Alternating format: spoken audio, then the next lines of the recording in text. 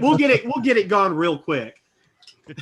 We couldn't be a more supportive audience here. So like a nice crew. Thank you, everyone. And it's very fitting because you're in the presence of greatness.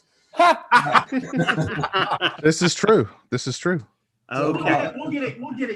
There we go. There we go. Hello, everybody, and welcome to Scripts Gone Wild. We're super excited tonight. I don't know when I've ever been this excited about a read that we're doing. I reached out to Eric Freeman. Oh God, how long was it ago? It was a couple months ago, right? Few months ago, yeah. Yeah, and I reached out to him about doing a read of Silent Night, Deadly Night Part 2, and he was like, oh, well, that's fine, but I've got this script, by the way, which is a direct sequel to Silent Night, Deadly Night 2, which I wrote, and I literally died for about 10 seconds, and then I was like, well, hell yeah, we would like to read that, because that's kind of what we do here at Scripts Gone Wild. We like reading scripts. And tonight we are reading Unhinged, written by Mr. Eric Freeman, who you might all know as Caldwell from Silent Night, Deadly Night Part 2. Eric, thank you so much for letting us do this. Yeah, great. Thank you. And here we are.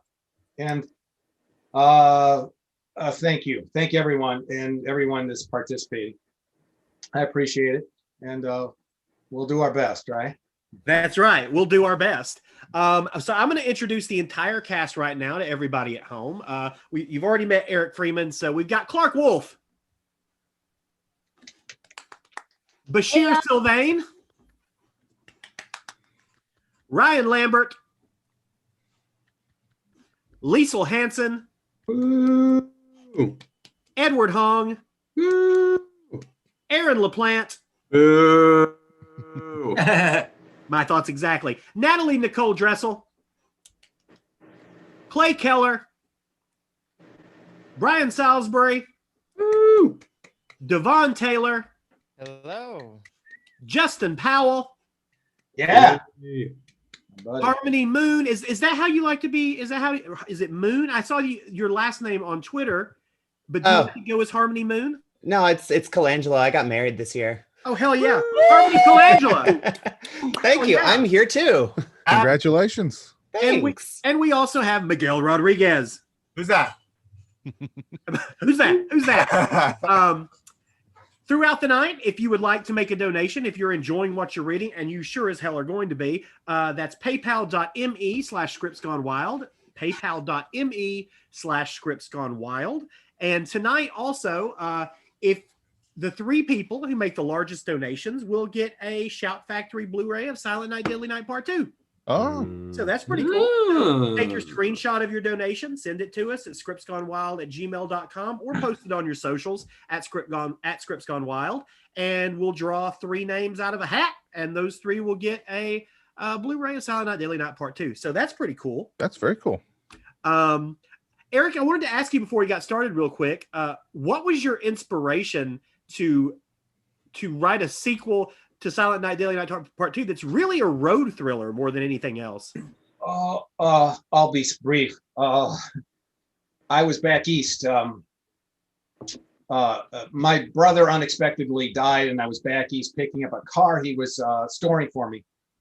And a buddy of mine I grew up with said, hey, Eric, there's this Finding Freeman thing, and I told you about it 6 months ago, and you got to look at this. And I said, what? And he said, you did some movie in the 80s. And I said, oh, yeah. Oh, yeah. And see, oh, you get really huge. And so I went and looked at all this stuff and the 6 million hits and on the garbage day. And the reason why is I somehow gravitated to a lot of negative about the movie, as anyone would. Like, what are they? They weren't there. But I was driving home in my car. I didn't have a stereo in it or anything. So it was like 2,000 miles of thinking. And then I said, well, I'll show you.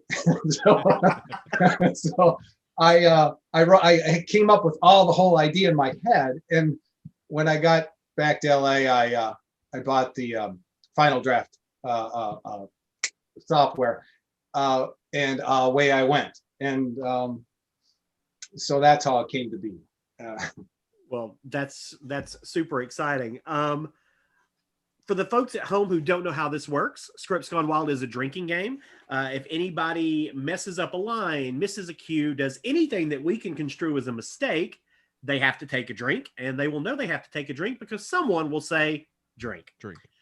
We also have what we call social words. These are normally words that are chosen by our Twitter audience, but since this is a script that no one on Twitter really has read, I went ahead and chose the social words for tonight, and I think I did a fine job.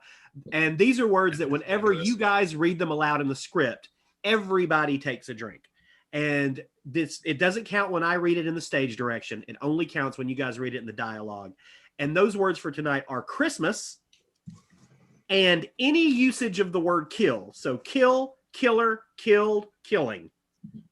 Any of those words count under the kill moniker. So, and then we also have a finish your drink line, which is a line in the script that when we get to it, everybody finishes whatever drink is in their hand at the time, whether it's a fresh pour or a couple of sips. Now, Eric, what is one of your favorite lines in this script? Oh Lord, I you emailed me on that, and I apologize for not getting back to you. That's okay. I don't have. I may have a favorite line in this, maybe. But I think there's a more memorable line in here, which probably will become apparent somewhere along the way. And I don't even have I don't even have to say it, because if that line comes up, you'll know, and that'll be that. Okay. Well, then let's go. It'll be a surprise to everyone. Well, it really won't. I'm excited now. I want to know what this line is. Yeah. I can't. Let's see. I'm trying to think in my head of which one it was. Okay, I'm just going to shut up, and then we'll be surprised when we get there. Well, that's awesome then. So them's the rules. Does anyone have any questions on how that works? Okay. Well, then Let's go. What? Let's kick off. When we know. Here we go. Unhinged by Eric Freeman. Fade in. Exterior, Cedars Hills Golf Club, third hole. We see a group of men on the golf course. On the periphery, there are 3 golf carts and a security team dressed in dark clothing. A man is on the green, lining up his shot with the cup. Anthony Gerard, 50s, mayor of Winslow. His golf partner, businessman Jack Henning, 50s, is standing to the side. Gerard gracefully taps the ball, and it rolls across the green into the cup.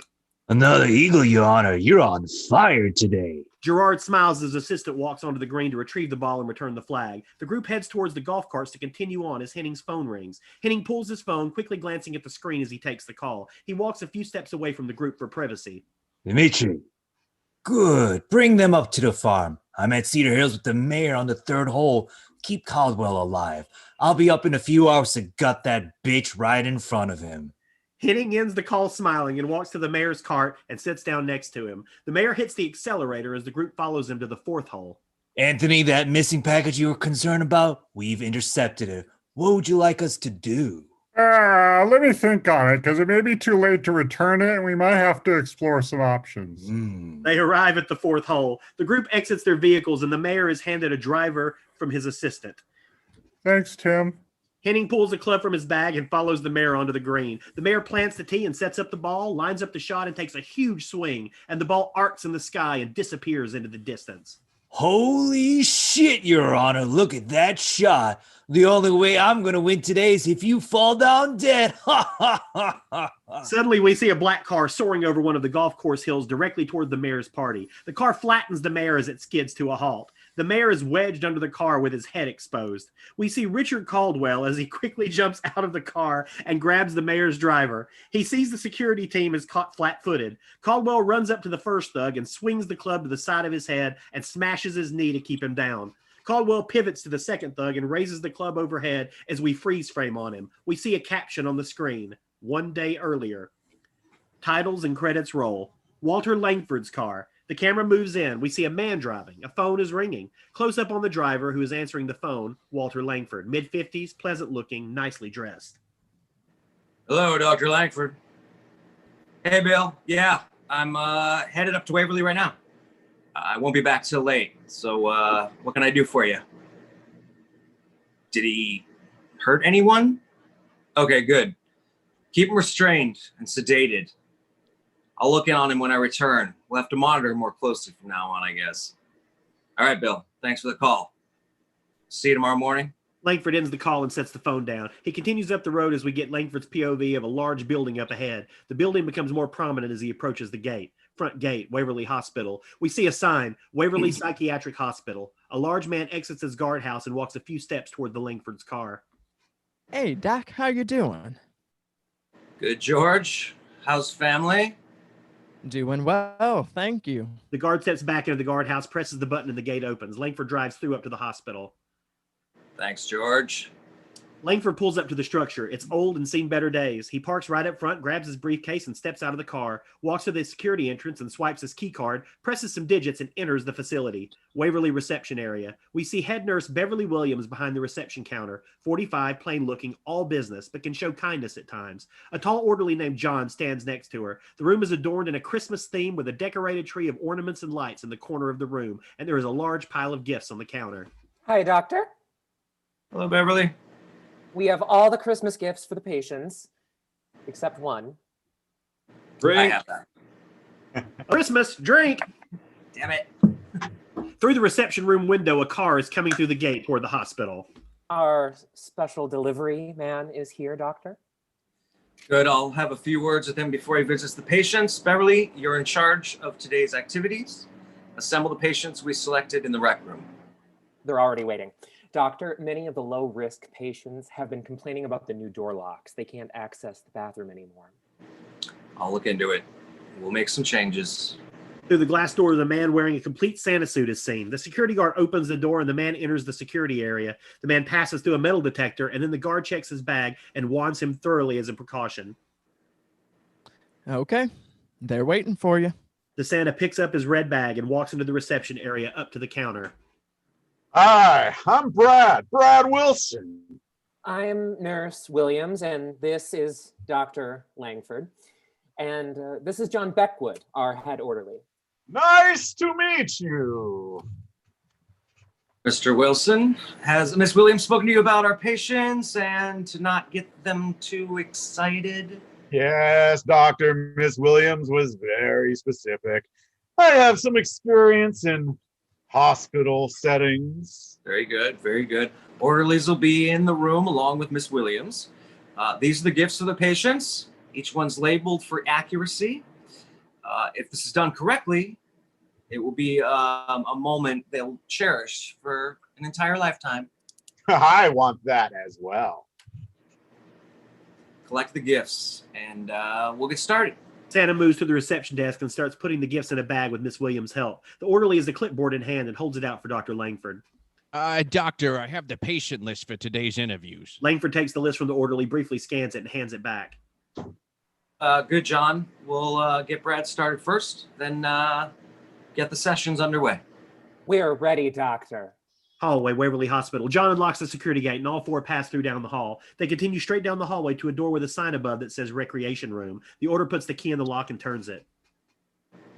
You're on. Santa goes through the door with his bag, followed by the others. Ho, ho, ho! Merry everybody drink Christmas! It is a large room outlined with patients. When they hear Santa come in, there is some excitement. Langford, Williams, and John are standing together near the doorway watching. Santa approaches the nearest patient. Ho, ho, ho! Merry everybody drink Christmas! What's your name, young man? Alan.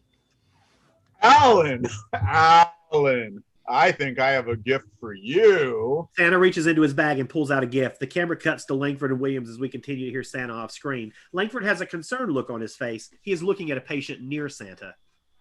Why is Alex Reynolds in the group? He's not approved. Yes, he was, doctor. And what is your name, miss?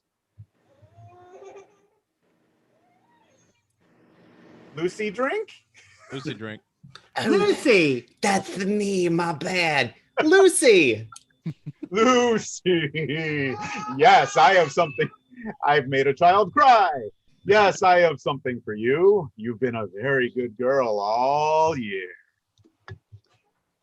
I think it's going well. It's not going to take long at all. John, I'm going to go back to my office. You give me a minute to get settled and bring in my first patient. All right, doctor. Beverly, send an orderly if you need me, please. Yes, doctor. And who do we have here? Alex. Santa has something special for you. Ho, ho, ho! Langford watches this just as he goes out the door. Langford walks down the hallway to his office, unlocks the door, and enters. It is modestly appointed with an inviting atmosphere. He walks to his desk, sets his briefcase down, and extracts some files. John, the orderly, is watching Santa be jolly and dispense gifts. He exits the rec room with his clipboard to collect Langford's first patient. John is walking down the hallway, turns a corner, and continues where he meets another door, opens it. Cantwell, it's time to see the doc. We see a man sitting on a bed with a book in his hand as the camera moves in on Caldwell. The room is filled with neatly organized books and papers. All right, John. Caldwell sets the book down. He stands up and walks to the open door, past the orderly, and down the hallway. John is right behind him. Hey, John, how's the outside world? Basically the same old shit. It just costs more. Caldwell smiles as they continue down the hall. As they arrive at Langford's office, John pulls out a large set of keys and fits one into the lock and turns it. There you go. Caldwell enters the office. Hey, doctor. Richard, come on in. Have a seat. You know, when we last spoke, I mentioned we would be hiring a Santa to give Christmas gifts to the patients. You still okay with that? I've got no problem with it. I think it would be good for them. He's right here now in the rec room with most of the patients. I don't know, they seem to be enjoying themselves. That's good to hear. Tell me how you're doing. What would you like to talk about? Well, I've been reading about you and in the paper with this eminent domain business. The city's trying to take your land. It's not going well. My wife won't stop crying. The mayor's pushing for the final vote for next week. My great-grandfather bought that land when he became mayor. All for what? A mall and a fucking parking lot? Oh, I'm sorry to hear it. Taking a man's land is about as low as it gets. At least I know I'll have company in hell. This is your time, Richard. It shouldn't be spent talking about me. How have you been? Well, what else have I got? I have to live vicariously through others. Really not much to say, sticking to the routine. I'm reading to pass the time. Thanks for all the books, Doc. I can't tell you what they mean to me. You're welcome. You've become quite a learned man.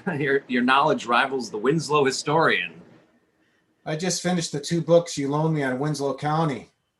I loved all those topographical charts and those early photographs of the city. Yep. I thought you'd enjoy those. Especially Alfred Winslow, the founder. He went from dirty bum prospector to millionaire, and he founded the city. Great rags to riches story. All those people laughed and spat. They spat all over him. He rose to such prominence. He carried no ill will, decency, and character. My thoughts exactly. You know, one of those books was loaded with pictures of Alfred Winslow's land, that valley and that winding river. Oh, and those beautiful trees. To me, that's heaven on earth. Well, I know it well. My father used to bring me there when I was a little boy. I think that land's for sale. It should make somebody happy. If I had a second chance, that's what I'd want. A good woman, land, and a dog. Speaking of, did you get a chance to see Catherine? Yes, she brought the animals by on pet day. I spent some time with Fergus, and Catherine and I talked. Catherine's certainly fond of you. She says you have a gift with the animals. That you have an innate talent. I spoke with her yesterday. Yeah, she's something else. So you enjoy your visits? Of course. I mean, she's kind and intelligent and genuine, not to mention beautiful. She always smells so good. In those few moments I see her, I forget where I am. Are you in love with her? Have you thought about it? Things were, different? If. I'm a criminally insane lifer. I can't offer anything. I don't even own my own clothes. That woman could have any man she wants. Yep. Yes. Yeah, she could. Let's drop it, Doc. Nothing good ever comes from dreaming. I'm gonna die in this place.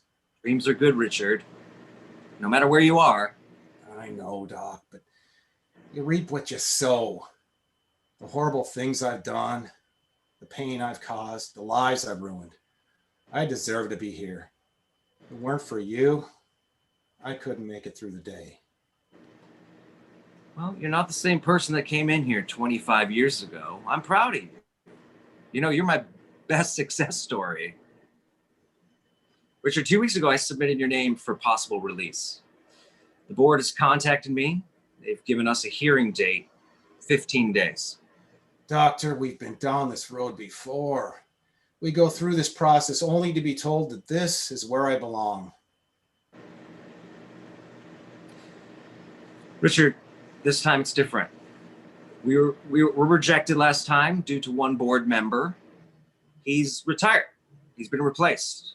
New board member is receptive to rehabilitation. Also, you know, there's cutbacks for mental health across the board, pressure from the state capital to release patients to reduce costs. You know, I really do think this is the time. You know, the hearing was going to be, you know, it's going to be nothing more than a formality. What's troubling you, Richard? I'm going to drink because I fucked up. Good job. Dr. Langford, Waverly is a safe place. Controlled environment. No confrontation. Being that we were turned on last time, I never thought I would revisit a concern of mine. If I were released into the real world and provoked in some manner, would I be able to turn the other cheek? Richard, I've been a doctor for more than half of your life. I know you better than any man, you know, could know another. Perhaps better than you even know yourself. Over the years, you've shown to me and others to be a man of unflagging decorum and discipline. I have no reservations whatsoever on being a strong and unyielding advocate for your release. The hearing will be like the last one? Yes. Answer all their questions truthfully and from the heart. I'm not worried about you. When I spoke to Catherine yesterday, I told her about the hearing. She was very excited, wanted me to tell you that if you were released, she and her partner, Rachel, would like to hire you at her clinic. I'd like to tell the board that you have a job waiting. I don't know what to say. Of course, if you were released, you'd have to meet with me on a regular basis. I understand. Richard, the last thing I want to do is get your hopes up, okay? But I feel confident that this time we're going to be successful, okay? Thanks, Doctor. Oh, by the way, I got this for you. Langford hands the gift to Caldwell. I have no gift for you. You've already given me mine tenfold. Trust me. Should I open it? Not now. You'll find the right time. If you want to join the other patients, they're in the rec room. Thanks, Doctor. It's my pleasure. I'll see you in 2 weeks, okay? Caldwell goes through the doorway and is smiling as he walks down the hall with his gift. He continues down the hallway until he is at the rec room. He grabs the handle to go in and goes. He arrives at his door and starts to turn. He contemplates going back to the rec room and turns slightly, then reconsiders. Caldwell's room. Richard enters and is stopped cold. He drops his gift. His world has just ended. We see a dead Santa on the floor. His throat has been cut. There is a knife on the floor near the body. Caldwell collapses to the floor and his back is pressed against the wall. His mind is racing. He realizes it's over. No. No. No. Caldwell's head is in his hands. His murderous past plays out in seconds inside his head. Suddenly, he raises his head up as if he has a plan. He begins to strip Santa of his suit, the hat, beard, pants, belt, boots, all of it. He is quickly dressing himself in the dead man's suit. He rifles through the dead man's pockets and finds car keys and a wallet, opens it, takes out the cash, and puts it back in the dead man's pocket. He drags the body out of view of the door's windows. A towel is used to mop up the bloody floor. There's blood on his suit, and Caldwell uses a t-shirt and water to blot out the stain. Suddenly, he remembers he has no way out. He's locked in. He looks towards the door and notices his gift is in the door jamb, keeping the door ajar.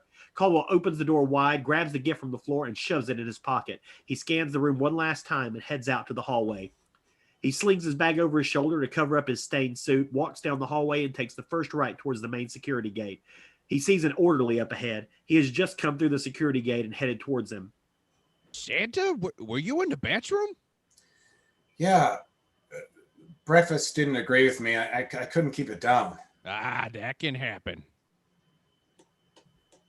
Thanks for coming. Everyone enjoyed it. You're welcome. Reception area. Caldwell walks through the security door into the reception area and walks through the doorway. His bag slides up against it. The bag leaves a blood stain on the door frame. The reception area is empty except for the guard. The guard is reading a magazine as Caldwell walks up to him and signals him to go through the metal detector. Caldwell passes through and the guard presses a button and opens the doors. Take care. You too. Caldwell walks through the doorway and reaches into his pocket for the car keys. He presses the unlock button on the transmitter, sees flashing lights on a brown Toyota in the parking lot, and moves as quickly as he can without attracting attention. Nurse Williams is coming up the hallway towards the main gate, and the orderly is walking her way. Do you know where our Santa is? Oh, yeah, I just let him through. He's on his way out.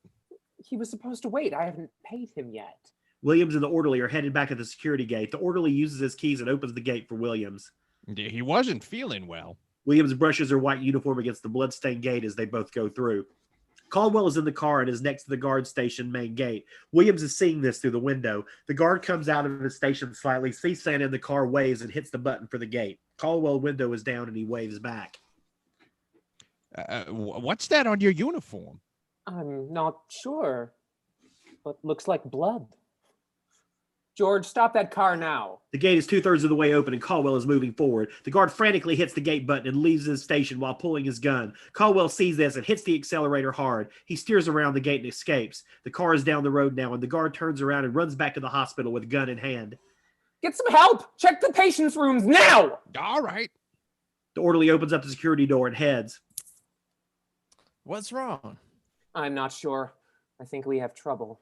George from the guard station has arrived and is standing next to his partner. Williams has picked up the phone and is dialing. Dr. Langford, could you come out to reception? We may have a problem. I have blood on my jacket, and the Santa we hired just took off. We have to find out where this came from. Check the rooms. Caldwell is hauling ass down the highway. Dr. Langford is talking to Williams. He just took off? The gate was too far open. George couldn't stop him. John enters. We found a body in Caldwell's room. His throat's been cut. We think it's the Santa. Call the police. Williams picks up the phone and starts dialing. The rest of the group starts filing through the... I said filling, I meant filing. Drink. Starts filing through the security door and down the hall with Langford following. We hear Nurse Williams off camera. Her voice gets fainter as she continues. This is Beverly Williams from the Waverly Psychiatric Hospital. There has been a murder in one of the patient's rooms. The orderly, John, and the guards, followed by Langford, are walking down the hall not saying a word. They turn and meet another orderly at Caldwell's doorway. Langford walks past the group to take a look. Don't touch anything. Langford pulls out handkerchief and turns the handle by its very tip. He opens the door and takes in the gruesome scene. George is right behind and sees it all well. George, find something to keep the door open, okay? Right, Doc. No, I was muted. Okay. Right, Doc. George walks past Langford and grabs a few books and pops them against the door. Langford and George walk out of the room as the others poke their heads in to take a look. Caldwell didn't do this. The police are on their way. Langford says nothing. William walks up to Caldwell's door to get a look. Caldwell continues down the road. He pulls the Santa cap from his head. He looks at a duffel bag on the passenger side and paws through it. He finds street clothes and pulls out a phone. He reaches back in and pulls out a knife. It's a military-style switchblade. He hits the button and the knife opens. Caldwell is coming up quickly to a large truck up ahead. He starts to go around and notices flashing lights in the distance coming towards him. It's the cops. Caldwell quickly pulls back behind the truck to avoid detection, and the cop car flies right by, headed to Waverly. Caldwell looks in the rear view to see if he's been spotted. They're not on him. Caldwell punches the accelerator and steers around the truck to pass and drives on. Suddenly, Caldwell sees another car coming towards him at high speed. He can't fully see yet. No flashing lights. It's the cops headed toward Waverly. They blast right by him, and Caldwell presses on, looks in the rearview mirror, and sees no reaction. He takes a second and looks again. Off in the distance, he sees the cop car hit his lights and begin a U-turn. Caldwell hits the brakes and cranks a U-turn also. He floors it and rams through the gears, headed toward the cop car in the distance. He's going for broke. Caldwell's odometer is reading 90 and climbing. He looks maniacal. The police car is headed right towards Caldwell. There are two cops in the front seat, and the driver is not letting up on the accelerator. The cop in the passenger seat has a shocked look on his face and wants none of it. Pull to the side, Jim. You'll kill us both. All right, asshole. Let's play.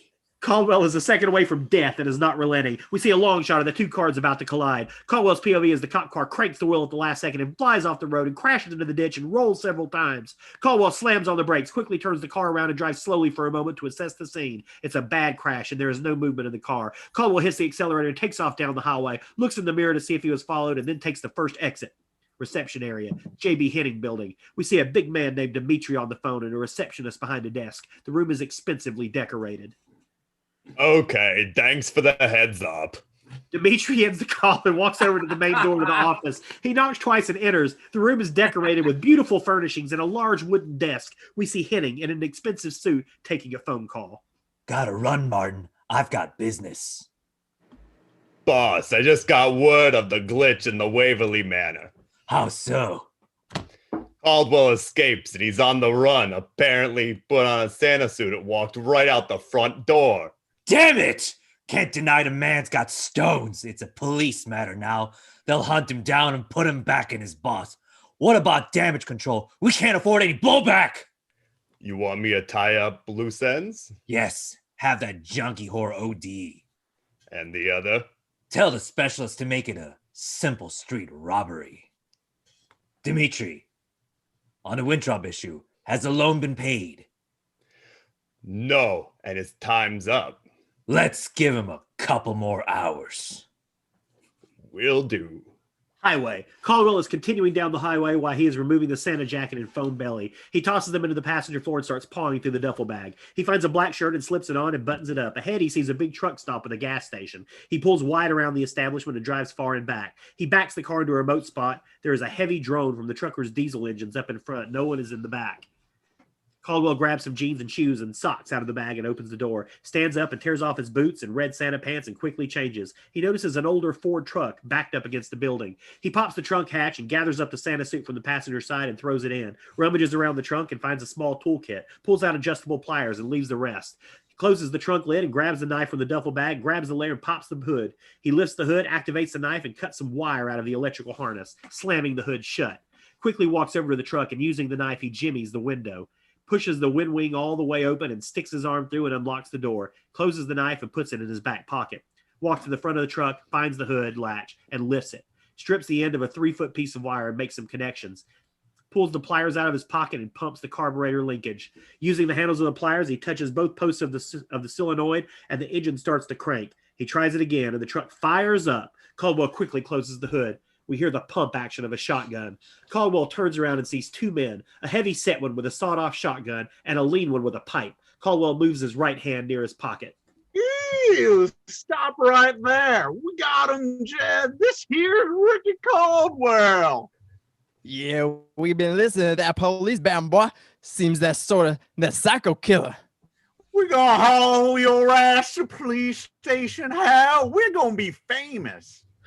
Billy, there was a killer in there. Oh, killer. Thank you, Clay. Drink on the kills. Oh. The only one paying attention. But first, Jed, here's gonna bust you up a bit. I'm gonna drink, and then he's gonna have his way with you. He's a party one, ain't she, Pa? Hillbilly sodomites. Hell, he's gonna have his dick so far up your ass you'll gargle with it. Please tell me one of those is the line. Because I want to get hillbilly sodomites on a t-shirt. Sure, you've been there, Billy. I have. Both the hillbillies look at each other and start to chuckle. Suddenly, Caldwell snaps his knife open and throws it right in the eye of Hillbilly Trucker. Hillbilly cries out in agony and drops to his knees. Help me, help me! Jed steps forward and swings his pipe at Caldwell. Caldwell ducks and the pipe just misses his head. Instantly, Caldwell thrusts his foot downward against the side of Jed's knee and we hear a snap. Jed cries out in pain and drops. Caldwell rips the pipe out of his head and delivers a hard blow to his other knee. Jed is writhing in pain, hillbilly pain. Caldwell swings again and connects with his head. Jed is out cold on his back. Caldwell spins around and grabs the shotgun from Hillbilly and tosses it away. He turns his attention to Hillbilly and stabs the knife in deeper into his eye and grinds it in. Then Caldwell does the same to the other eye as Hillbilly continues to scream for help. Help me, go! Help me! God ain't gonna help you, you sick bastard. Shut the fuck up. Caldwell grabs Hillbilly by the hair, reaches his head back, and slits his throat deeply. Hillbilly starts gurgling and drops to his back like a sack of dirt. Caldwell wipes the blood off his knife on the front of Hillbilly's shirt, closes his knife, and puts it in his pocket. Caldwell walks over to Jed and picks up the pipe. He is standing right behind his head. He taps Jed's head hard with the end of the pipe to wake him up. Jed comes around and opens his eyes. Your ass fucking days are over, boy. Caldwell lifts the pipe overhead and smashes it down on Jed's crotch over and over. Jed is in agony as Caldwell bears down. He stops momentarily and backs up a step and starts delivering crushing blows to Jed's head. Caldwell is swinging like a madman until Jed's head is bloody pulp. Caldwell stops and looks at the carnage. He drops the pipe and has a look of anguish on his face. He is sickened by the sight. Look at what you made me do. Look at what you made me do, you filthy cocksuckers. Caldwell grabs his head as if he's going to explode. Its angst is overwhelming. After a few seconds, he comes out of it and quickly gets his bearings. Amazingly, no one was alerted. The truck is still idling, and Caldwell runs over to the tailgate and opens it. He drags Hillbilly to the rear of the truck and drops him. He hauls head by the feet next to Hillbilly, rifles through their pockets, and grabs both wallets, phones, and keys and throws them in the cab. Caldwell picks up Hillbilly and drops him on the tailgate. He grabs an old canvas tarp out of the bed and tosses it on the ground. He hops on the truck bed and drags Hillbilly onto it and jumps down and does the same with Jed. Picks up the tarp and covers him. He walks back to the Toyota, opens the door, grabs the duffel bag, keys, and slams it. He gets inside and takes off. Caldwell looks around at the various trucks in the lot and gets out of his truck with the smartphone at the truck stop. He walks up to an 18-wheeler from behind and ducks under the trailer and places the phone in a secure spot. He walks away from the trailer back to the truck and hops in. He drives a few miles down the highway and exits to a dirt road lined with trees. Sees an intersection up ahead, takes it, another dirt road. Takes a left and then keeps following into a densely wooded area. He pulls off a narrow road to the right and drives through a glassy clearing and does a U-turn. Gets out, lowers the tailgate and pulls the cart and takes the bodies out. It's a steep decline. Caldwell hits the gas and is headed towards the cliff in reverse. He is moving fast and the land is disappearing quickly. Caldwell slams on the brakes without a second to spare. We see a long shot view of the truck stopping at the edge of the cliff and the bodies being launched out the back of the truck and plummeting down the hillside. Caldwell puts the truck in drive and takes off across the clearing onto the dirt road. Got rid of those bodies. Waverly Hospital. Just outside Caldwell's room, we see two detectives, Senior Detective Jake Peterson and his younger partner, Frank James. Peterson has a notepad in hand, and there is a lot of background activity. Jake, the hallway cameras have been non-operative for months. No funds due to cutbacks. I told Dr. Lambert you want to word with him. Frank, none of this adds up. The forensics suggest another perp. I know, boss. Here comes Stanford now. Dr. Langford, I hear Caldwell might have been released soon. We would have had a meeting with the board in 2 weeks, yeah, but that was just a formality. This is one reason of many why he didn't do this. What is your idea to have a Santa dispensing?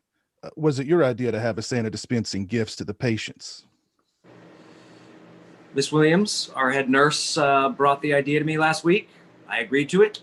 She selected the gifts for each patient, and the Santa was hired to hand them out. Doctor, you know his background. Why would you even... I know where you're going with this, detective, but I met with him this morning. Caldwell's a changed man. He talked about the hiring of Santa first thing, and he was fine with it. You know, he thought the patients would enjoy it. Do you tape your sessions? Yes, it's on DVD. You can see for yourself. was a very good meeting. I gave him a gift. He was very upbeat. He was emotional. You know, when he left, he was fine. Emotional. I could see he was holding back tears. He just, he learned he would probably be released. Detective, he did not do this. I bet my life on it. Doctor, how did a knife get in his room? I have no idea. The orderlies just checked for contraband yesterday. The knife had to have come in today. Anything else, Doc? Something peculiar happened this morning in the rec room with the Santa and the patients. When the Santa was handing out gifts, one of our patients was in the group. Alex Reynolds. I didn't approve of him. And when I asked Miss Williams about it, she said I did. When I went back to my office, I checked my paperwork. I didn't approve of Reynolds. What's Reynolds here for? Psychotic break and murder with a history of violence. We will need to interview Williams and the other patients from this morning. I want you to be there. I know you have doctor-patient confidentiality. Right now, I'd like Detective James to go with you to your office and collect as much information as possible. This is murder investigation, as you know. I'll do what I can, Detective. Langford and Detective James walk up the hall to the doctor's office, and Peterson walks over to the doorway of Caldwell's room. Sophia, what can you tell me? We see a forensics technician kneeling on the floor next to the victim bagging the knife. Her name is Sophia Clarke, early 30s and good looking. There's another technician in the room dusting for prints. Multiple prints on the door and handle. There's a partial on the knife, but it's smudged. The knife is brand new and has oil on the blade. What do you make of the angle of the wound on the Vic's throat? Whoever did this was shorter than the Vic. I'd put him at 5'6" to 5'8" max. Perp was also left-handed. Peterson contemplates her statement and steps out of Caldwell's room, sees the chief of police walking his way. Coming down the hall towards Detective Peterson is Harold Owens, chief of police, a big man, heavy set with gray hair, just like Clay Keller, who's about to read him. Late 50s, early 60s. Peterson turns back to greet him. Owens walks right up to Peterson and looks in Caldwell's room. Hi, Chief. Hey, Jake, what do you got for me? Peterson signals him to step back from the door. You'd think this was cut and dry. Not so. First of all, the victim, Brad Wilson, is 6'2". His throat was slit at a downward angle from right to left. The perp is much shorter than Wilson and is left-handed. So?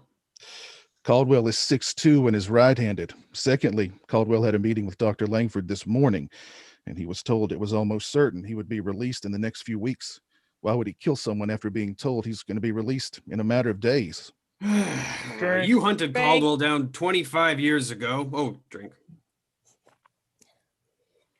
You hunted down Caldwell 25 years ago. You, of all people, know what he's capable of. Not a big stretch for a Santa Claus killer. Drink. Jesus. To kill Drink. another Santa Claus. He could have freaked out when he saw him. Maybe had a reality check and realized he couldn't cope on the outside and killed him. Oh, Jesus. So he'd stay locked up. You could be right, Chief. Or maybe he was set up. Maybe. Jake, find out what the hell happened. If he's innocent, why did he run? Why wouldn't he? With his past, who'd believe him? That's right. Unless you have something concrete on someone else, he's good for it. Right now, we have a psycho killer. His dog was a bad choice. On the loose, with 2 cops dead in an accident he most likely caused, and the mayor just ripped me a new one and let me know that I'm replaceable. Chief, do I have your permission to fully investigate this? You have a long leash for now. Just give me some answers quick. I'll tell you one thing. Caldwell's not going to get far. The country is clamped down so tight it'll make his I botched the naughty line. Drink twice. The country is clamped down so tight it'll make his balls ache. I hate to be a stickler, Clay, but is it country or county? That's right. What kind of rule do we have? Jurisdiction's not that wide. He's the police chief for the world. The county is clamped down so tight it'll make his balls ache. Dirt road. Caldwell is in the truck traveling. He comes to an intersection and there's a sign that says Winslow 10 miles with an arrow pointing left. He takes it. He looks down on the seat and sees 2 cell phones, 3 wallets, and many sets of keys. Quickly thumbs through each wallet and pulls out the bills. The third wallet has a big stack of hundreds in it. Pulls them all out and slips them in his pocket. Tosses one of the wallets and all the keys in the tall grass. He puts the phones and the remaining wallet in the duffel bag and pulls the gift Langford gave him out and looks at it for a few seconds and sits it down. Langford's office. Peterson, James, and Langford sitting behind his desk. Frank, could you check Alex Reynolds' room as soon as he leaves to come here? See if he has the gift he got this morning. Bloody uniform, the usual. All right, boss. Doctor, what's Alex Reynolds' story? Meth addict, killed a man. Frank. Thought he was being chased by him. Knocked a man unconscious with a wine bottle. Hacked off his feet with a cleaver. Damn. Jesus Christ. When the man woke up, he used the broken bottle to disfigure his face, stabbed him repeatedly. Then he cut his damn head off with a cleaver. Police caught up with him. He was on a 5th-story ledge screaming that there's a headless man chasing him. The photos in the file, they're extremely graphic. No wonder you didn't want him to see Santa. How long has he been here? 14 months. Do you allow visitors? Uh-huh. If they're approved. His wife visits. Ooh. Pause. Supervised, of course. No visits. Mary Reynolds, what's her story? Former meth addict, so she says. Lives at Crossroads Trailer Park. She's cashier at Safeway. Could she smuggle in contraband? No. Possible she could, pass on information, I guess. You hear the door being unlocked and orderly John is escorting Alex Reynolds in. Detective Peterson gestures for Reynolds to sit down. Have a seat, Mr. Reynolds. This morning, when you left the rec room, did you go directly to your room? No, I used the bathroom. And then you went straight to your room? Yes. Where's the gift the Santa gave you? I don't have it anymore. What do you mean? I threw it out. You didn't eat the chocolates? Yeah, I tossed the box in the rec room. What did you do with the CD you got? I left it in the rec room. You don't like classic rock of the 80s?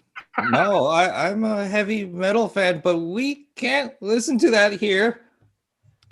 Thank you, Mr. Reynolds. That's all for now. Reynolds gets up and walks towards the door, opens it, and John the orderly is there to escort him back. He didn't get chocolates or music. It was a ploy. Ms. Williams said Reynolds got a box of peanut brittle. Doc, could you have Ms. Williams come in for a moment? Yes. Beverly, can you come to my office for a minute? Right away, doctor. Ms. Williams, I have a question for you. Did Brad Wilson have anything in his bag when you put the gifts in it? I didn't see anything. It was empty. Thank you, Ms. Williams. One more thing. Alex Reynolds says his gift was chocolate, not peanut brittle. Yes, that's right. He didn't get the peanut brittle. Thank you, Ms. Williams, for clearing that up. Williams exits. I just want to say, Justin, your detective belongs right in Law and Order. I just have to comment on that. It's a great Law and Order detective voice. Dun, dun. Dun, dun. James re-enters and the door closes. It's clean, boss. Dr. Langford, could the detective and I have a few minutes alone? Of course. No talking about the case, please. Absolutely. Frank, Ms. Williams lied to us. Reynolds lied to us. Why are they lying to us, Frank? Because they're dirty, boss. Let's dig into her lie, Frank. Bank statements, cell phones, the whole nine. Same with Reynolds' wife. But first, we have to collect the garbage and find that gift box. I'm ready on it. Good. It looks like Caldwell was set up. Poor sap. I was thinking, Caldwell got Williams' car and no doubt his cell phone. We could track him and triangulate the signals and get to his position. If the cops get to him before we do, He doesn't stand a chance. Great idea, young man. That's why I keep you around. Now get Langford back in here, and we'll interview the next patient. Okay, boss. Winslow, fine clothier's parking lot. Caldwell is pulling into a parking lot in the back of a clothing store, parks in an inconspicuous area and starts straightening up his look. Opens the door, gets out, and walks to the front of the truck, lifts the hood and disconnects the hot wire. It goes silent. He closes the door and reaches through the wind wang and locks it. He shuts the wind wang and walks towards the clothing shop. He walks around the establishment and the main street in front. Walks inside. A well-dressed gentleman approaches Caldwell. He is Jeremy Freeman, the owner, late 50s and old school. May I help you, sir? Yes, thank you. It seems I've soiled my clothes changing the tire on my car. Perhaps you can help me freshen my look. Are you looking for a suit? By all means, something tasteful. I've got an important meeting tonight and no time to go home. Do you know your size? Jacket 42 long, shirt 16, 35, 36, pants 31, 36, shoes 12. You're a pleasure, sir. What's your name? Jedediah. Ah, friend of God. I'd like to think so. I'm Jeremy Freeman. Pleasure. You have a beautiful store. It was my father's and his father's before him. Yes, Nicholas Freeman. He helped found Winslow back in 1890. How would you? Well, I read a lot, quite a bit actually, about Winslow and the surrounding area. Come right this way, sir. J.B. Henning's office. Henning is watching television behind his big desk, and the reporter is speaking about Caldwell, the escape, and 2 dead policemen. Henning listens to the reporter and then presses the intercom button. Dimitri, could you come in here? He enters. Did the boys make their collections over in Carver? Yeah, and the others over in Sibling County. Good. Anything more on Caldwell? Nothing more than they're reporting. Statewide mayor. It's a matter of time. No word from Winthrop? No. Did you want me to? Do you want him to? What's wrong, Dimitri? It's a blue ribbon. It's like a treat. Oh, it's an award winner. It is. They were the only ones entered in their class. No. Do you want him to be picked up and dealt with? Yes, permanently. Making an accident. Tell Boris to stop by Winthrop's after his schedule. Dimitri nods. Inside an old building across town, we see a man strung up by his arms with a chain, which is anchored to a beam above his head. A large individual is standing behind the chain man, delivering huge blows to his kidneys. He's gasping and groaning between blows, and there are 2 thugs standing on either side. A closer view of the man's beaten face. His eyes are swollen, blackened, his face bloody with lacerated flesh. Now we told you. You don't pay. You don't walk away. Suddenly, we hear a phone ring right before Boris unleashes a massive kidney punch and follows up with a bone-crushing blow to his solar plexus. The phone rings again. Boris stops, backs up, and checks the screen of the phone. Take over, Eddie.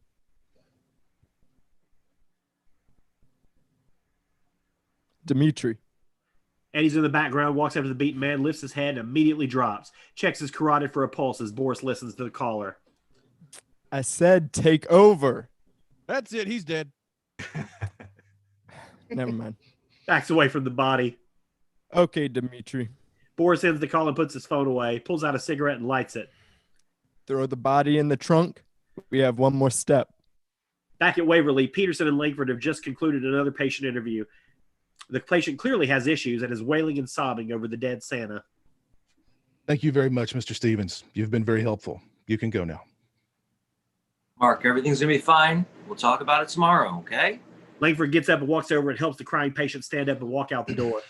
John escorts the patient down the hall. James enters this time and Langford shuts the door. It's all right, detective. They're going to find out sooner or later that Santa got killed. Drink. Boss, we found the gift box at the bottom of the trash bin in the bathroom. Sophia looked at it before bagging it. She could see and smell knife oil. on the wrapping paper. She's bringing it to the lab to pull out prints and analyze it. Good work, Detective. Frank, would you like to take over the interviews? No, boss. You're the best man for the job. Freeman and Sons Clothiers. Caldwell is dressed in a beautiful navy blue suit. Jeremy is behind him over his shoulder checking the fit, and his assistant is organizing the room. You're a new man, sir. Yes, I am. Thank you, Jeremy. We'll settle up and I'll be on my way. Sir, from the moment you walked in, you reminded me of someone, a doctor here in town, Dr. Winthrop. You're the spitting image, except Winthrop has a beard. Well, they say everyone has a double somewhere. They both walk to the counter. Jeremy walks towards the register and Caldwell walks around just as the front door opens. A man in a rumpled and ill-fitting Santa suit enters and walks up to the counter. Caldwell is fixated. I guess I'm this Santa too. I'm sorry. I'll drink first. How dare you question my logic? Universal Santa. Santa too. I'm sorry to interrupt you. I'm late for my shift at the mall and I've locked my keys and phone in the car. I thought you might have a coat hanger. Damon, could you help this man and get him a wire hanger? Ooh. Okay. Here you go, sir. Thank you. Now I won't disappoint the kids. You wouldn't want to be caught being naughty, Santa. Merry Christmas. The Santa smiles, turns around with his hanger in hand and Drink. leaves the store. Caldwell is still staring at the Santa, but he's somewhere else. Damon quietly walks to the storeroom in the back and is gone. Jedediah? Jedediah, sir, are you all right? Excuse me, Jeremy. I was thinking that our friend there was in desperate need of a tailor. Quite so. Perhaps he should start with an iron. What do I owe you, Jeremy? Not a thing, sir. It's on the house. Caldwell is perplexed. Many years ago, you saved my life. I was being beaten behind a fleabag hotel and you stepped in and made my problem disappear. I was a mess back then, hooked on drugs. I had no way to pay that loan shark back. He would have surely killed me in the following days hadn't you stepped in. I can't begin to repay you. Caldwell pulls out a roll of bills and starts rolling them off. I remember that night. A cruel, sadistic man. You owe me nothing. Please take this. You've helped me today. Caldwell holds out the cash and won't take no for an answer. Jeremy relents and takes it. Takes a business card off the counter, quickly writes on it, and hands it to Caldwell.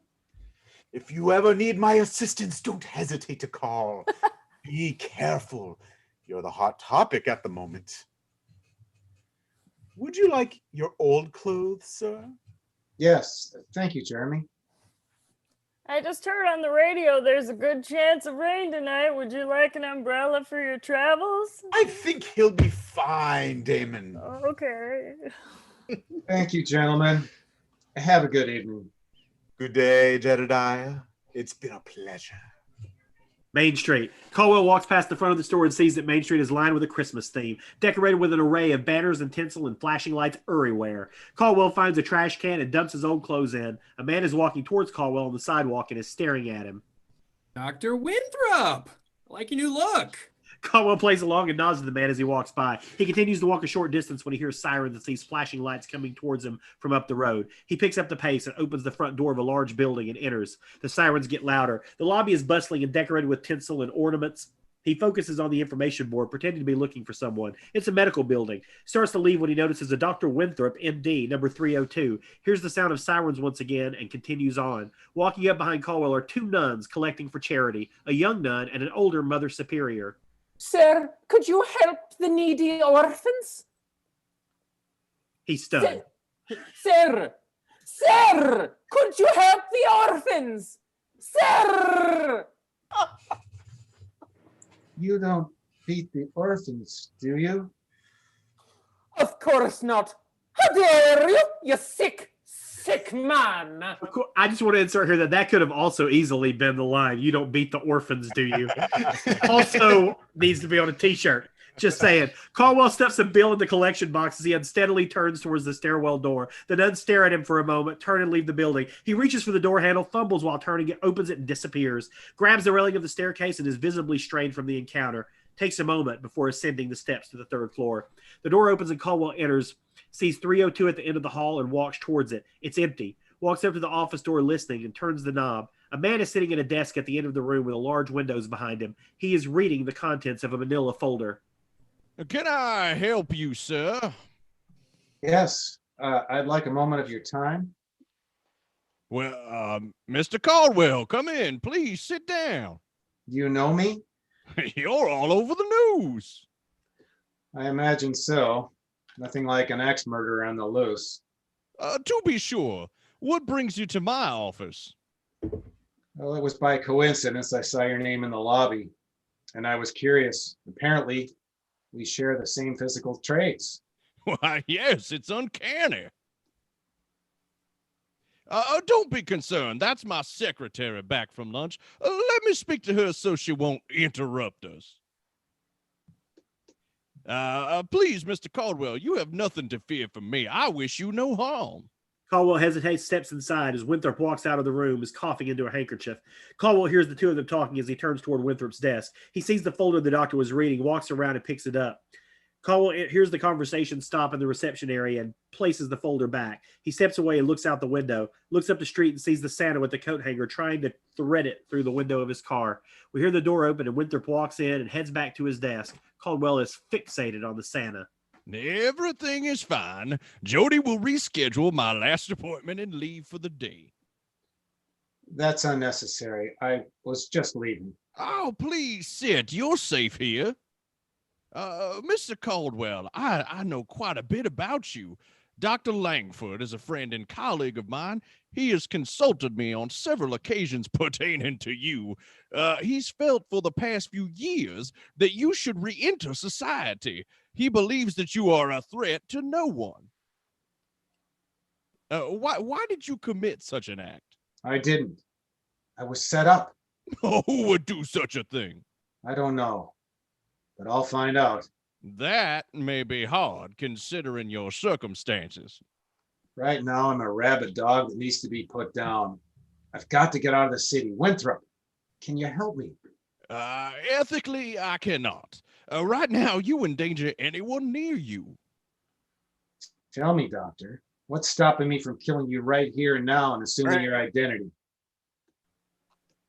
I'll say you won't. I have not wronged you. I believe you. Your actions and demeanor suggest innocence. Besides, you wouldn't want to be me. Because you're dying? That, and I'm an addict, gambling. I owe a large sum of money to some very unsavory people. I have no way to pay. In less than a day, I will be dealt with harshly. Seems we have similar circumstances. I can see you have the will to live, Richard. I, on the other hand, accept the inevitable. Go out quickly rather than languish? Precisely. Richard, you're no different than any other man, except when someone wrongs you, you take action. Timorous people never do, and they die inside a little every time. I wish once in my life I would have acted with a vengeful heart. Winthrop opens one of his drawers and takes out a gold wristwatch. He picks up a brown suitcase from the floor and places it on the desk and puts the manila folder inside and closes it. He rises from his chair and walks towards Caldwell, holds the items out. These are for you. They will help you appear more legitimate. Our meeting today was not by chance. It was destiny. Caldwell accepts. Isn't this unethical? You were never here. The police are everywhere. Take the back way out down the staircase. If you need a car, there's a blue Mercedes in the lot. The keys are in the briefcase. Unless you would like me to help you surrender to the police. The case against me is airtight. I've been framed by some very smart people. Winthrop says nothing. He considers the possibilities. Caldwell walks to the side door and turns the handle. Why? Well, let's say I have a personal interest in your welfare. Caldwell is deep in thought as he releases the doorknob of the medical building. As he turns to walk down the staircase, he is startled by a man feet away on the flat platform.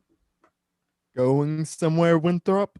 Caldwell doesn't hesitate and drops the briefcase and immediately kicks the thug in the groin with full force. He grabs his head with his right hand and smashes his skull into the brick wall repeatedly, then launches his body over the railing headfirst to an open metal dumpster below. The body lands inside with a hollow clang. A second thud is on the steps and is pulling his gun. Caldwell moves quickly and jumps from the platform, feet first down the staircase, and plants one foot on his face and the other on his chest. The thug is thrown backward on the steps as Caldwell lands feet first on the staircase, descends the steps, walking around the thug until he is standing over his head. Caldwell grabs the railing for stability and uses his foot to deliver crushing blows to his head. He viciously drives his foot into the face of the thug repeatedly until he is satisfied he is dead. Caldwell scans the area for more trouble, looks up the staircase, wipes the railing where his hands have been, and walks up the steps, watching Winthrop's office. A large man enters the office carrying a black briefcase as he pulls his gun. Do you have the money, Winthrop? No, sir. Stand up. We are taking a ride. He does. He steps down the briefcase and he walks over to the side door and opens it slightly. Come on in, boys. Caldwell sees the door open a crack and throws all his weight against the door, knocking the thug off his feet as his gun falls from his hands. He rushes in without hesitation and starts savagely beating the thug's face with his fist. He quickly gets behind him and takes his head in his hands and twists it violently, and we hear a crack. His body goes limp on the floor. Caldwell wastes no time and drags the body across the room and onto the stairway platform. He picks up the body, leans it over the rail, and pulls on his legs, and it plummets below. Once again, we hear a drum-like clang as the body crashes into the dumpster. He picks up the briefcase and goes inside and shuts the door. Man, am I out of shape. This used to be so easy. Winthrop is still standing behind his desk, not believing his eyes. Caldwell gathers up the gun and second briefcase, opens it, and puts the gun inside. Ease up, Winthrop. It had to be done. After all, it was destiny. Richard, have you gone mad? What on earth would compel you to throw two men off the stairway? Garbage day, bitch. There it is. Yep. That's it. Yeah. I think that's the finish your drink line. This tall boy's almost full. Oh, gosh. Is it? Is that the line? Why wouldn't it be? There you go. Best answer. That's it. Hell yeah. Woo! Winthrop is bewildered. Caldwell finishes and gathers up the briefcases. You coming, Winthrop? No, I will call the police and tell them what I found when I returned from lunch. Number 2. This won't end here. You're going to be hunted. Winthrop, before you call, make sure you touch the doorknobs and get your prints back on them.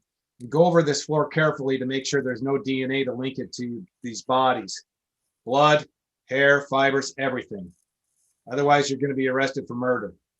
Vacuum if you can. Winthrop, I wasn't here. Winthrop's outer door opens and Caldwell enters the hallway. Caldwell enters the lobby from the stairwell door, and it's quiet with no activity. He walks out the front onto the sidewalk, takes a quick glance across the street. There's Santa working the lock on his car. He walks past the clothiers and takes a right turn, heading for the lot. The police are coming down the street in a car toward the Santa, who is working the coat hanger. We see the policeman's POV of the Santa. There he is. Cursing and frustrated, Santa smashes his elbow against the window and shatters it and unlocks the door. The police quickly exit their vehicle and draw their guns. Both policemen are on the sidewalk a few yards from Santa. Freeze, Caldwell. Don't move a muscle. I'm not Caldwell. Let me show you. Stop right there. Santa reaches into the front seat to grab his wallet as the police tell him to stop. The Santa quickly pulls out a blank wallet and the cops start blazing their guns. Santa is riddled with bullets as he is pushed back between the door and the door jamb. His limp body slides down to meet the ground. Christmas is canceled, kids.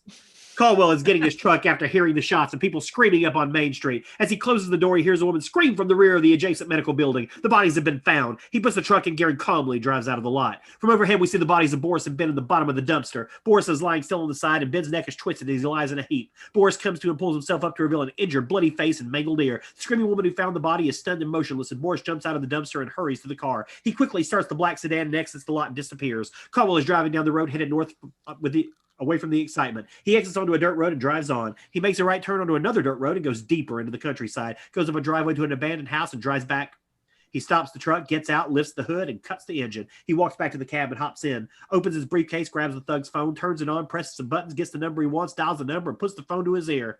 We hear barking dogs and background chatter, and we see a receptionist behind a counter. The phone is ringing at the Lakeside Veterinary Clinic. Lakeside Veterinary Clinic, Paula speaking. Yes.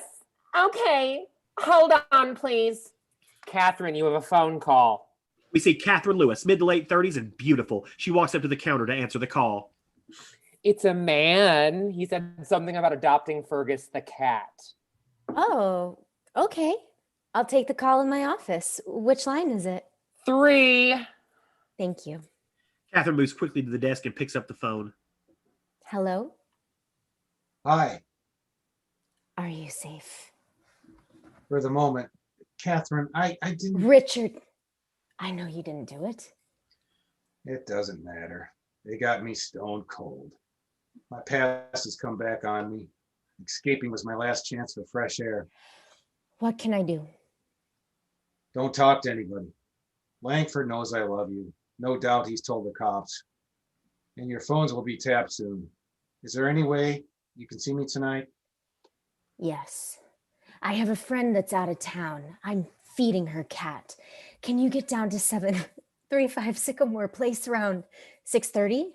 Yes, I'll get there. Catherine, Yes? swap cars with one of your employees. Your car will be tailed. I'll see you later. Bye. Catherine hangs up and goes to Paula. Paula, how would you like to swap cars for the night? Really? You know, my car is pretty banged up. Yeah, it's perfect. I have a date tonight and I want him to like me for me. Catherine, he'd like you if you rode up on a big wheel. Catherine smiles. They're friends. Here you go. Abandoned house in Winslow. Caldwell has his briefcase open on the seat and he picks up the gun and holds it, opens up the chamber and checks it. He sits it down inside the briefcase on top of Winthrop's papers, closes the briefcase, picks up the black one and brings it closer. He opens it to reveal tight stacks of $100 bills filled from end to end. He thumbs through one of the stacks and then closes the briefcase and stares out the windshield, realizing a whole new set of problems. Waverly. Detective Peterson is having a conversation with Dr. Langford. James has ended a call. Please find him, detective. With all the pressure he's under and knowing he's been hunted by the police, I fear he may break, especially without his medication. Thanks, Doc. Bad news, boss. We got more bodies down in Winslow. Police gunned down a Santa in South End and Main Street, and 2 more bodies were found nearby at a medical building off Main. They're also holding a Dr. Winthrop, a psychiatrist. Is Caldwell the Santa? No, we need us to sort it out. Frank, Langford just gave us a lead to find Caldwell. He's sweet on the lady veterinarian that's come here once a week, Catherine Lewis. He may try to reach out to her, get an officer in plain clothes to shadow her. I'll take care of it. I got Brad Wilson's phone number. I'll send it to the tech boys so they could track the phone. I'll button it up here so we could get down to Winslow. Put Sergeant Lee in charge. He wants to be a detective. Have him report directly to us. I'm going to call the chief and see about a warrant to tap Lewis's phone. Okay, boss. Caldwell is coming out of the woods with a shovel in hand, walks towards the truck and throws it in the bed, brushes his hands together to knock off some dirt. He hops in the truck and reaches under the dash, holding onto the back of the ignition switch. He's installing tiny jumper wires into the slots to hotwire it from inside. Installs one last jumper wire and the starter engages and the truck fires up. He then disconnects. He gets out of the truck and pulls the back seat forward and grabs a duffel bag, puts it on the seat and sits down, takes inventory of the bag, pulls out the knife and puts it in his pocket. Finds the gift Langford gave him and starts to put it back and decides to set it on top of the dash. Zips up the duffel, steps out and puts it behind the seat. Sits down again, picks up the gift. There's a note attached by the bow and he slips it out and sets the gift on his lap. He reads it in Langford's voice. Richard, we've known each other for quite some time. The other day I went back my mind and thought of our first few meetings. As you know, it didn't go well at all. I realized early on that all you need from someone, anyone, is to listen, not interrupt with painful questions. All we need someone to listen in our lives. I think all the great conversations we've had, and I'm thrilled that I can share my books with you and discuss them. I look forward to every week knowing I'll be talking to you. I know Catherine feels the same. We're proud of you. We love you. I don't know where this next chapter is going to take us, but I want you to know we will always have a friend to talk to. Merry Christmas, Richard. Frank. With great respect and admiration, Walter. I was muted for a second. Whoops. I'm going to drink on that. There you go, motherfuckers. Tears are welling in Paul's eyes. He can't believe what he's become. He loses control and starts crying. Wipes away the tears, folds up the note, and slides it back under the bow. Sets the gift down on the seat, reaches under the dash, and touches one end of the jumper to the starter circuit, and the truck starts. He closes the door, puts it in gear, and heads out down the dirt road. Henning's office. He's on the phone. Just take care of it, Stan. If the supplier won't lower his price, get another. Ugh, those Waverly problems. Are they settled? One down, one to go. I just got a call from Boris. Ben and Eddie are dead. What the hell happened? Someone got the jump on him in the back of Winthrop's building. Ben was thrown off the stairway and Eddie had his face smashed in. Boris was injured and barely escaped. Also, the cops killed a mall Santa on the main street. Winthrop is being held, but not arrested. I'm told he's the one that got called it in. Ah, fuck. What about the money? The money is lost. We believe the cops have it. Those fucking bastards have my money. Jesus Christ. Do the boys in Sibley know yet? Yes, they're coming in. Boris is on his way in as well. Could Winthrop have done this? Maybe with a gun, but this is way out of his league. What about Caldwell? The cops think he got out before they sealed off the state. Besides, he's been rotting away for 25 years. Whoever did this were pros. Should we be concerned? Doubtful. I'm looking into it. Find out who did this and find out where the money is. These idiots won't live to spend it. Dimitri nods slightly to Henning and walks out the door, grabs the remote and turns on the TV. The news is all about the triple homicide in Winslow, and we hear the report. We're here on the main street in Winslow near a medical building on 700 block. This afternoon, there was a homicide of a man in a Santa suit a short distance from here. We've also learned of unrelated double homicide in this parking lot in the rear of this medical building. The police have cordoned off both crime scenes. We're told a spokesman for the police department will be out shortly to make a statement. What we do know is that the man in the Santa suit is not Richard Caldwell. Although it is not confirmed, we believe the man works as a Santa at the mall in the city of Carver. The latest information on the double homicide behind this medical building is that a man was thrown off the rear stairway to his death, and a second man died on the stairway steps from massive head trauma. We also know that a black town car was seen leaving the rear of the medical building when one of the buildings was found. Mary, do we know the identity of the victims? Not at this time, Heather. Perhaps when the police give a statement, they will shed some light on the victims' identities and possibly... Those fucking cops! That's my money! Detectives in the car. Peterson and James are headed toward Winslow. Detective Peterson is driving and James has just ended a call. Boss, ran for the officer I assigned to tail Catherine Lewis. She gave him the slip in a different car when she left work. He's going to sit on her house tonight in the back clinic at the daybreak. Also, Mary Reynolds missed her shift this morning.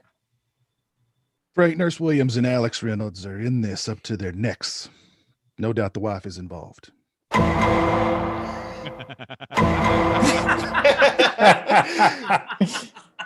This might be a long night. Hello? That was brilliant. That was amazing. That was genius. You're welcome. Hello. Hello. Where's this position now? Okay, I'll get back to you in a minute. Boss, they're tracking the signals from Brad Wilson's phone. It's coming from Colorado near Grand Junction going east. Call the technicians back and tell them to coordinate with the Colorado police to set up a roadblock. And Frank, let the police know who they're dealing with. All right. Caldwell is traveling south on a dirt road, comes to a stop sign, takes a left on a paved street, and continues on, headed into a more populated area. He's now in the suburbs with nice houses and lawns, pulls over and parks the truck and kills the engine, looks at his watch, grabs the briefcase and suitcase, and steps out of the truck, closes the door, slips on his jacket, walks down a side street to Sycamore Place, walks down until he reaches the rear of 735, finds a wood gate and reaches over the top and releases the latch. Caldwell looks around for a moment and walks up to the back door and knocks on the window quietly. Catherine is at the door as Caldwell walks into the house. He closes the door behind. He hugs Catherine for a long time and then kisses her. Been sick with worry. Your day must have been murder. You could say that. Did you change cars? Yes, with Paula. No trouble? You weren't followed? No, I kept checking. Thanks for unlocking the gate. I thought you might come through the back. Smart. Nothing sexier than a smart woman. God, you look good. Catherine, is it possible to clean up a bit? Absolutely. By the way, I got you some new clothes. Not that you need them. Thanks, Catherine. I'll use the sink in the laundry room. It's so strange being out. There's so much space. Catherine goes to get a towel, and Caldwell uses some soap on the sink and washes his hands. She comes in with a towel. I was so worried you would be killed by the police. Killed? How did it happen? I had a great session with Walter. He told me about the hearing. He gave me a gift. When I came back to my room, there he was. There's no turning back now. The cops are everywhere. They're all over Main Street. Santa got killed, and there was a double homicide at a medical building. Yeah, Dr. Winthrop. You know him? I met him today. He gave me that briefcase. It's a long story. I'll tell you everything. Is there something I can eat here? I'm dying.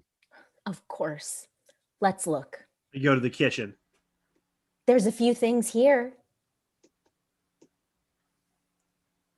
I love you. When I left Langford's office this morning, I was dreaming of being with you. And I fucked it all up. I'm sorry. What else could you do? If you stayed, they would have pinned it on you. Maybe this time the cops will actually do their job. Don't give up hope. You're beautiful. Thanks for believing in me. All right, let's see if there's anything to eat. Caldwell opens the fridge and finds some peanut butter, pulls it out, sets it on the table, then some bread. Peterson and James are in the foreground with Winthrop. Sophia is crouching with one of the two victims in the background. There is much activity on the lot. So these guys were here to see you? Yes, Detective. I owe a substantial sum of money to their boss, gambling. They were coming to collect me. You know who they work for? J.B. Henning. What made you look out the back door? I was returning from lunch at my apartment. I heard a scream, and I opened the door and saw a woman and the bodies. Did you see anybody else? No, sir. Just the woman and the three men. Have you seen these men before? Yes. I have paid them on 2 prior occasions. Did you have Henning's money? No, they knew that. I'll be right back. Peterson walks over to Sophia. James keeps questioning Winthrop. Sophia's rotating the head of the thug from the dumpster, checking his neck. Sophia, what can you tell me about the crime scene? Did it start at Winthrop's office? Check the entire office. We have one set of prints, probably Winthrop's. Luminol test was negative, no hairs, no fibers. It all went down on the staircase. Detective, I do have blood from the dumpster that might corroborate the witnesses seeing the third man. I'll let you know. I don't happen to have an extra banana, do you? Peterson is incredulous.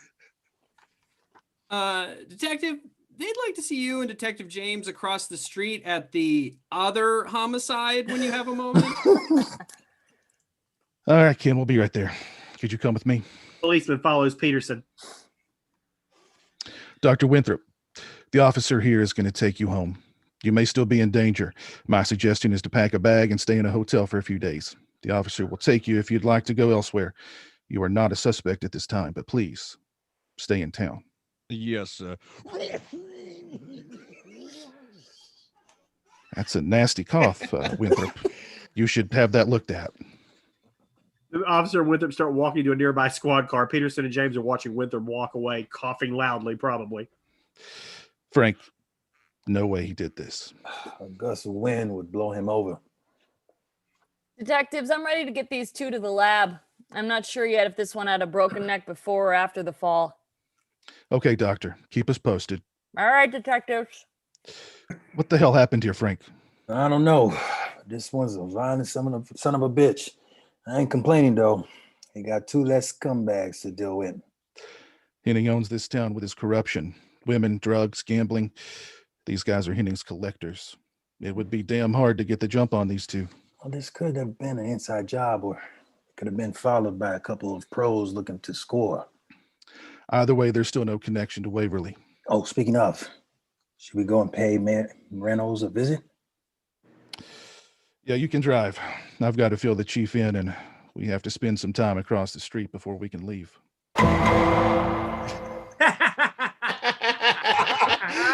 Nelson Winslow, Catherine Caldwell are sitting at the Awesome. table. A knife fits in the peanut butter jar, and most of the bread is gone. He'd been eating, you know. So after that, I walked out of Winthrop's office and drove away. He's still in danger, but ironically, being held by the police is the best thing for him. I suppose I turn your stomach. I think you're a hero. You saved Winthrop. Now, maybe for a day or two. Catherine, I've got to get out of town and get a new identity. Let things cool down, and maybe I could come back someday if you want. We'll go together and start over. Right. Leave your life and run off with a criminally insane fugitive. No. You've built a great life here. You need to find a good man, a lawyer, or a doctor. You're the best man I know. Catherine, I'm troubled. But I was hoping you could help me. I've got some money here. Is it possible you could buy me a good used car? You know I will. I'll need some things, a couple of things as well, camping gear and food and a couple of throwaway phones so we can stay in contact. Maybe a safe address where I can write you. I'm sorry about this. I'm happy to do it. I have a thought. You know, my Uncle Bill died a few weeks ago. He had the machine shop. I forgot to tell you. He willed it to me. He used to fix cars there, and he had a few of his own. I'll check it out, or you could come with me. Thanks. There's a couple of other things you should know, just in case I don't make it. Is that the gift Langford gave you? Yeah. He's a good man, Catherine. Can I use the bathroom? You don't have to ask. Caldwell stands up and exits the kitchen and heads to the bathroom. We hear the door close, and she looks at the gift, slips out the attached note, unfolds it and reads, starts to tear up as she unfolds the note and slides it back in. We hear the toilet flush and water running from the sink. Seconds later, Caldwell opens the bathroom door and walks out into the living room. Catherine is waiting for him and walks up to him and whispers something in his ear. You didn't know? Honey, you're the main course. Oh, Caldwell starts kissing her passionately. Catherine is rubbing the outside of his pants. Catherine grabs his hand and steers him to the bedroom. They make it to the bed. Caldwell gives her a little push, and she falls to the bed on her back, and her legs are hanging over the edge. The room is dim, lit indirectly by the living room and soft blue light through the bedroom window. Caldwell unbuttons Catherine's pants and slips them off, then slips her panties off and kneels down on the floor and puts his head between her legs. Catherine throws her head back and moans in ecstasy. Cut to Detective Peterson and James. Headed to the Crossroad Trailer Park. James is driving. You're close, young man. I figure it like this. Mary Reynolds gave instructions to her husband on how to frame Caldwell by murdering Wilson in his room. Nurse Williams is the one who got the knife in the hands of Alex Reynolds by way of Brad Wilson, Santa Claus. Okay, I'll buy. But the question is, who's driving this train? Someone in Caldwell's past has come back to screw him. We have to look into that Frank, because I guarantee Caldwell's putting his head to good use right now. They drive on until they come to an intersection, take a right turn onto a dirt road, and continue. It says Crossroads. They drive through the entrance. It's depressing as hell. Ah, home sweet home. What's the number again, boss? 46B. These parts are always such a pain. Right when you think you got the numbers figured out, they start going backwards. There it is, Frank. 46. That's her car, blue Honda. Detective Peterson and James walk up to a shabby trailer, no lights on, pistols pulled out. Stands to the right of the door. Peterson knocks. Mary Reynolds, this is the police. Mary Reynolds, this is Detective Peterson and James from Winslow Police Department. Nothing is heard. He turns the knob and swings it open. They have a flashlight to look in. Shines the light in and pulls out. Takes a step up and looks for the light switch. Finds it and turns it on. We see a young woman on her bed with a needle in her arm. The place is a pigsty. James walks over and checks her carotid. Yeah, boss. And for a long time, she's harder than a preacher's dick. Okay, hold on a second. Let's just take a couple seconds to appreciate that line, because that is also a t-shirt line, and I'm making a list of these. A damn good line. I'm making lists of she's harder than a preacher's dick. I'm going to finish my drink again. Love it, love it. That deserves a drink.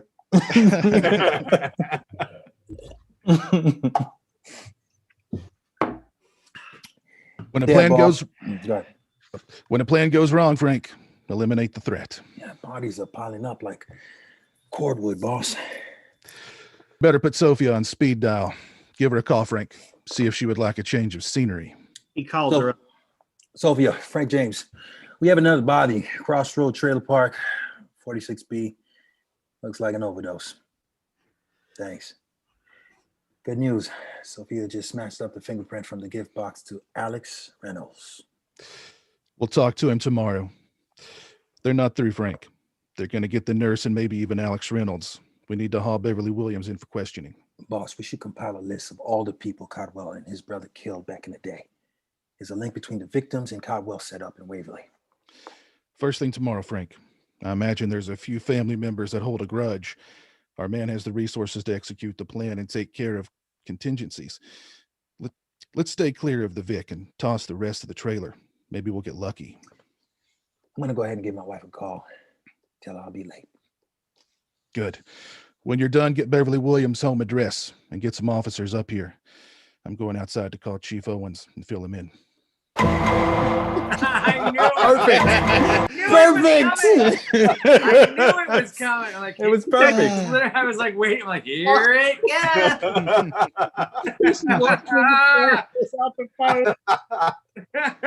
In Henning's office, Henning is behind his desk, has just finished the call. Mitri, we should call it a day. Anything new? The good news, it's quiet up there. The police brought Winthrop home, but he may be involved somehow. If we picked him up, the cops would think he blew town. No word on the briefcase as of yet. On the other matter, the nurse can't be found yet. They're sitting on her house. And Caldwell? Caldwell has Brad Wilson's car and phone. They're tracking the signal, and he's somewhere near the Rockies in Colorado. Caldwell will get caught. It's a matter of time. I like that Winthrop idea. Tomorrow, pick him up, pack a suitcase for him, and bring him to the farm. It'll give his disappearance credibility. We need to make sure he didn't have a hand in this. We'll get on it tomorrow. Good. We need to make a quick stop on the way. The mayor wants to have a word. Caldwell is standing on the side of the bed, clenching the belt on his pants. Catherine is sitting up with Caldwell's shirt on. You heard that, right? I heard something. I'll take a look. He walks over to the window. Caldwell looks through the blinds carefully and then walks to the kitchen and grabs a briefcase. He goes back to the bedroom and sets the briefcase on the bed. It was nothing. Last thing I want is to be caught by the cops with my junk hanging out. That's my job. I never thought it was possible What? that you even look hotter. When are you going to open your present? No, I wanted you to be here. Go ahead, open it. Oh, no, it's personal. I want you to. Catherine picks up the gift. She slides out the note and hands it to Caldwell. She takes off the wrapping paper to expose a small box, lifts the lid to reveal an old compass. Catherine pulls it out and they look at it. It's an old compass. Oh. It has an inscription. You should read it. To Alfred Winslow, so you can always find your way home. A grateful town thanks you. Mayor Langford, 1890.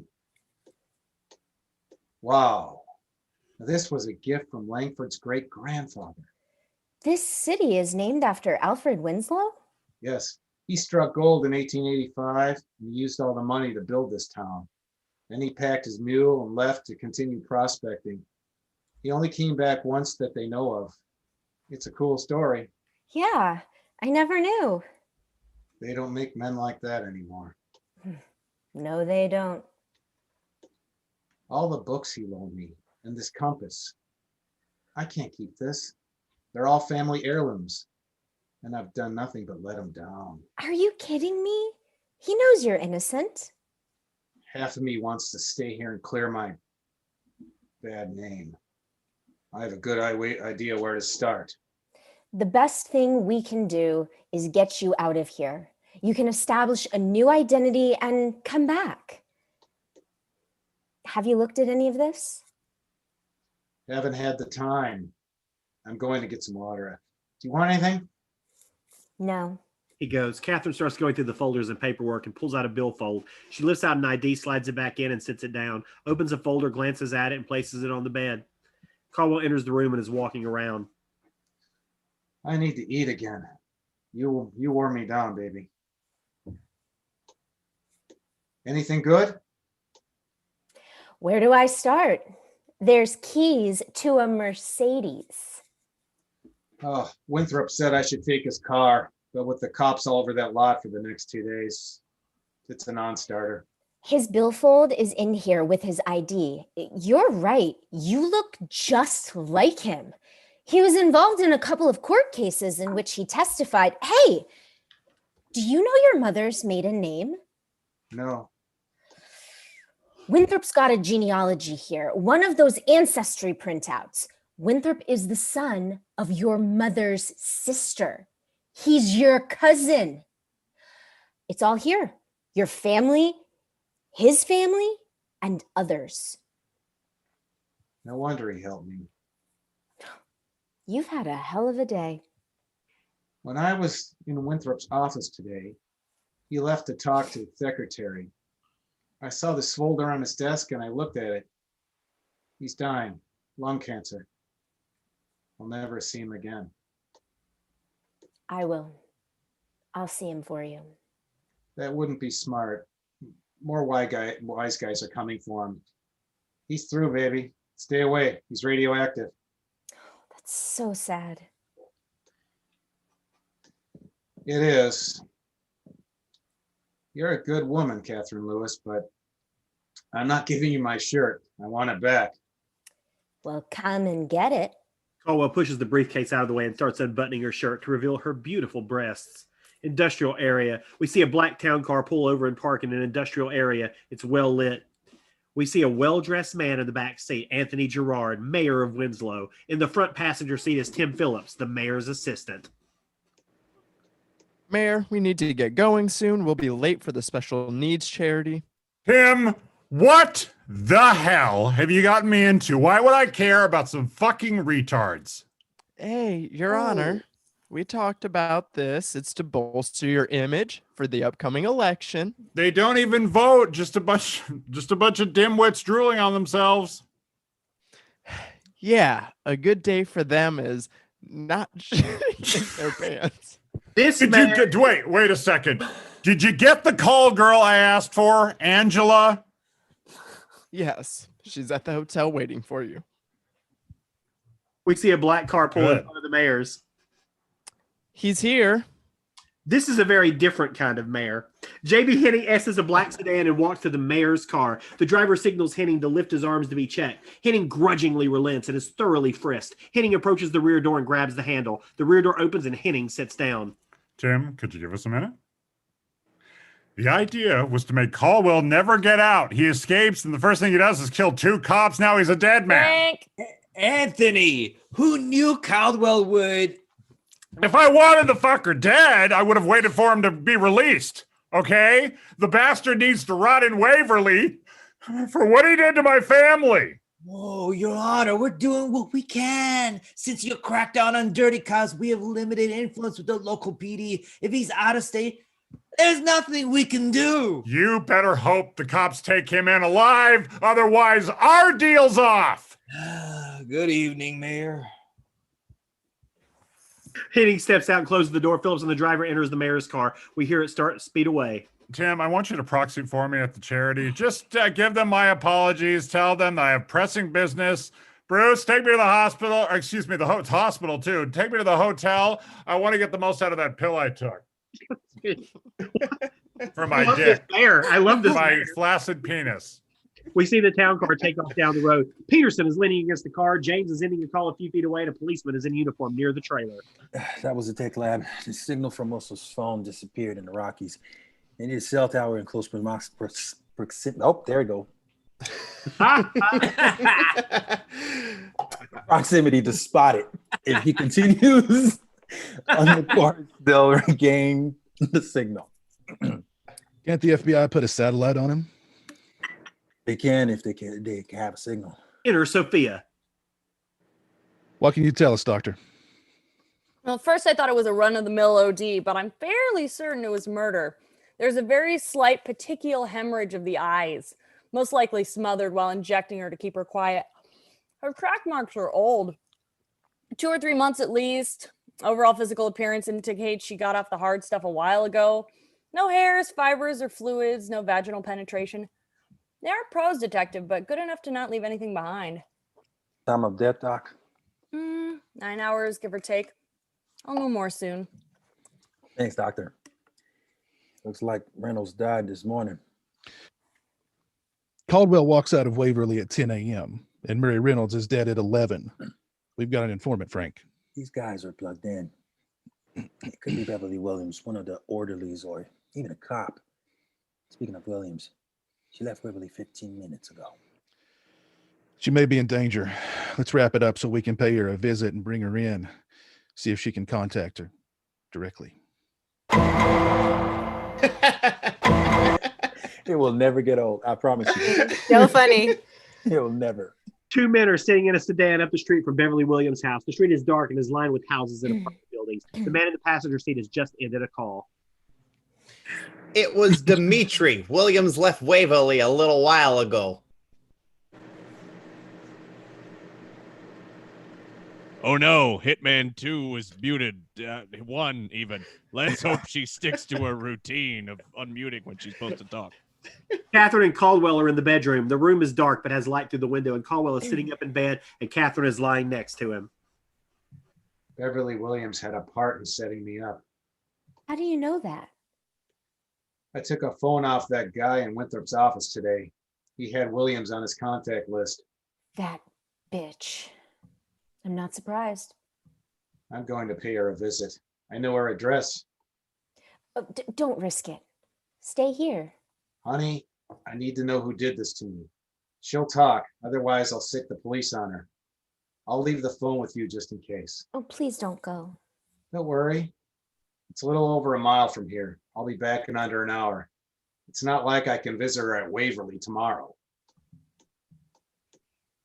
I love you. Don't worry. Please understand. Get some rest. I'll be back soon. The rear of 735 Sycamore, we see Caldwell come out the back and out through the gate. Walks down the alley towards his truck, takes a left turn at the next street and walks up his truck and opens the door. Steps in, closes it and starts it up, hits the lights, takes off down the road, drives through the suburban streets, avoiding intersections along the way.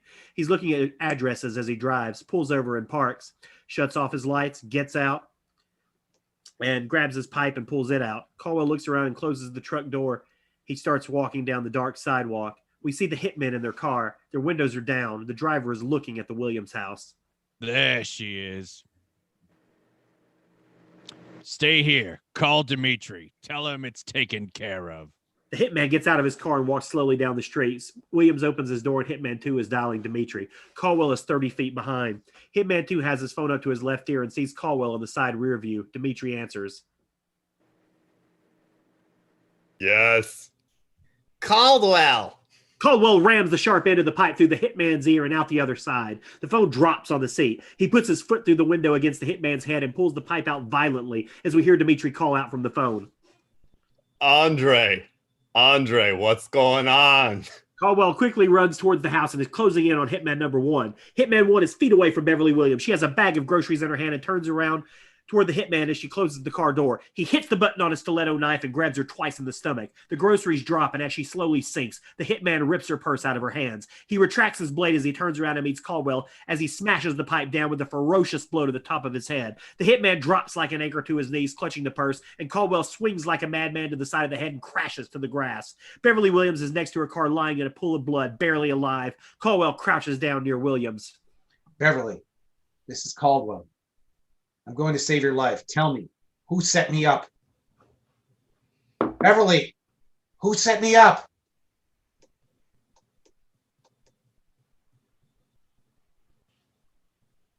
And Beverly says, Beverly, drink Beverly. Where's Williams? You're muted, Natalie. I lost the page. Oh no! All right, we can go back. We'll feed you. Just get the page. We'll come back. I got it. 78, right? That's it. I'll start. Beverly, this is Caldwell. I'm going to save your life. Tell me who set me up. Beverly, who set me up? Henning. J.B. Henning. He threatened to kill my daughter. Beverly. Ah, shit. Caldwell picks up the pipe and starts crushing the hitman's head for good measure. He looks around and quickly walks back to the truck. He opens the door and throws the pipe on the passenger floor, jumps in, starts it, hits the lights, and drives away. Detectives Peterson and James are in the corridor, seconds away from Beverly Williams' house. Peterson is driving, pulls in front of the house, and both detectives are staring at the two bodies in the lawn. Ah, hell.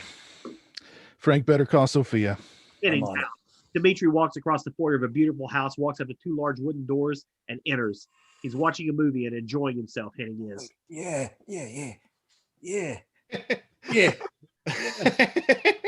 Oh, yeah.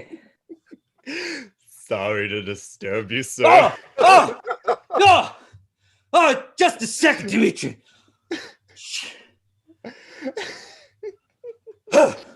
What can I do for you? I just took a call from Andre. He and Victor were waiting for the nurse to come home. The only thing he said was Caldwell, and then nothing. I called Nikolai and asked him to discreetly drive over and take a look and report back. Caldwell. That's what I heard. I will fill you in as soon as I know something. Thanks, Dimitri. Knock next time. Caldwell is walking up the alley towards the Sycamore house. He has the pipe in his hand, walks up to the gate and reaches over and unlocks it and walks in. Goes to the back of the house, turns the faucet on and starts rinsing the bloody pipe off. Uses his hand to facilitate the job and after a number of seconds sets the pipe against the wall, rinses his hands and turns the faucet off. Grabs the pipe, sets it on the side of the house and walks up to the rear steps. Walks to the utility room and kitchen and heads to the bedroom. It's me, baby. Richard, you're back so soon. I was so worried. They embrace. I love you. Please don't do that again. I won't. What happened? Beverly Williams is dead. How? Two hitmen were waiting for Beverly when she showed up. I took care of the two guys, but one of them stabbed her seconds before I got there. Oh my God. Before she died, she said J.B. Henning set me up. And she did it because they threatened to kill her daughter. Oh. We should call the police. Catherine, I killed two men tonight. They would have killed me, but if I didn't get the drop on them first. Calling the cops would finish me. You're right. If I told anyone else what happened, they'd run like their hair was on fire. I'm not Ricky Caldwell anymore. It's just that they all want to put me away. I trust you completely. We have to get you out of this town. Let's go to the embrace, and Caldwell kisses her on the forehead and then kisses her lips passionately. Thanks, beautiful. Peterson and James are at the crime scene. A uniformed policeman in the background cordoning off the scene with police tape. Neighborhood onlookers are present. James has an evidence bag. Boss, I found a bag of powder and this skin on the Vic in the car. It's heroin. Very good, Detective. I think these two gentlemen asked Mary Reynolds earlier today on orders, then waited for Williams to come home to do the same. And our mystery man is whacking bad guys. Who are these guys, Frank? This guy here is Victor Shostakova, and the guy in the car is Andrei Kurilevich. Boss, this guy Kurilevich was on the phone when he bought it. I read out the number, and there was no answer. Of course. Why make it easy? Is Sophia on the way? Yes, she's coming directly here. The two Vics at the medical building. They worked for Henning. These two here, no doubt the same. No doubt the same boss. All Russians. Let's download the Vic's phone and correlate the data. Mark my words, they're all connected. Henning set up Caldwell. This much we know. You think Caldwell has been killing Henning's crew, Frank? It's a stretch. Whoever killed these men had inside information on their whereabouts. Caldwell had no access to that, but I'm not blind. This is his signature. There was a killed in that one. Yep.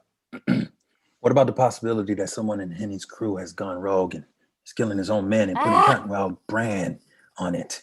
Drink. Not bad, Frank. How else can you explain someone getting this close to contract killers? Damn it, Drink.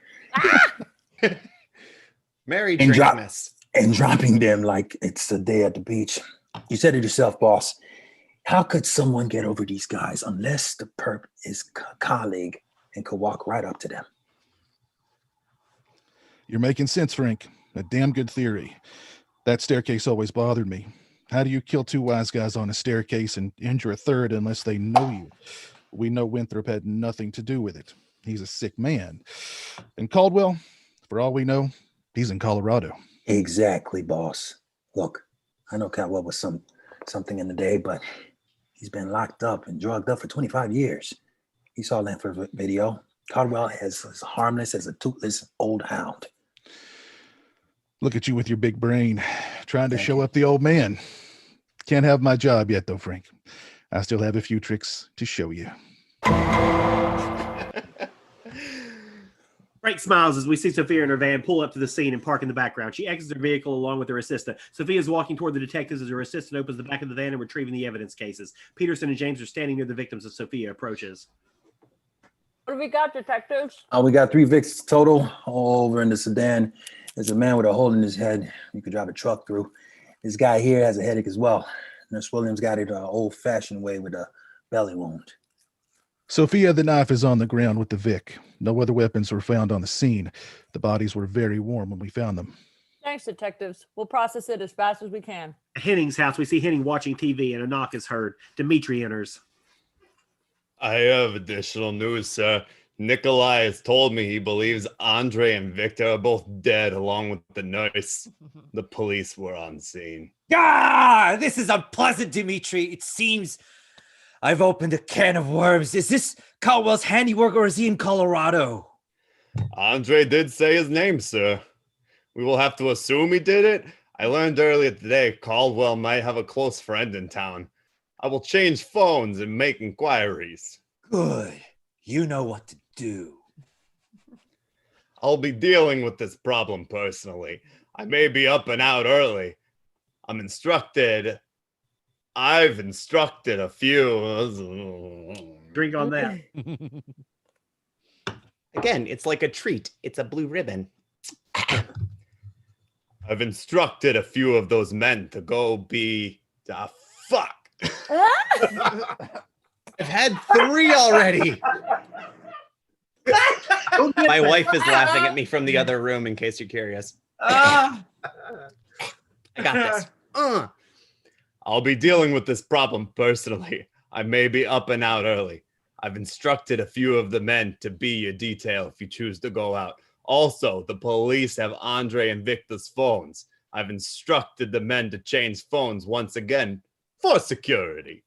Thank you, Dimitri. Make the necessary calls and get some rest. In the bedroom, Caldwell and Catherine are lying there. Caldwell is drinking and stroking Catherine's hair. I've been replaying what happened tonight. I'm worried about you.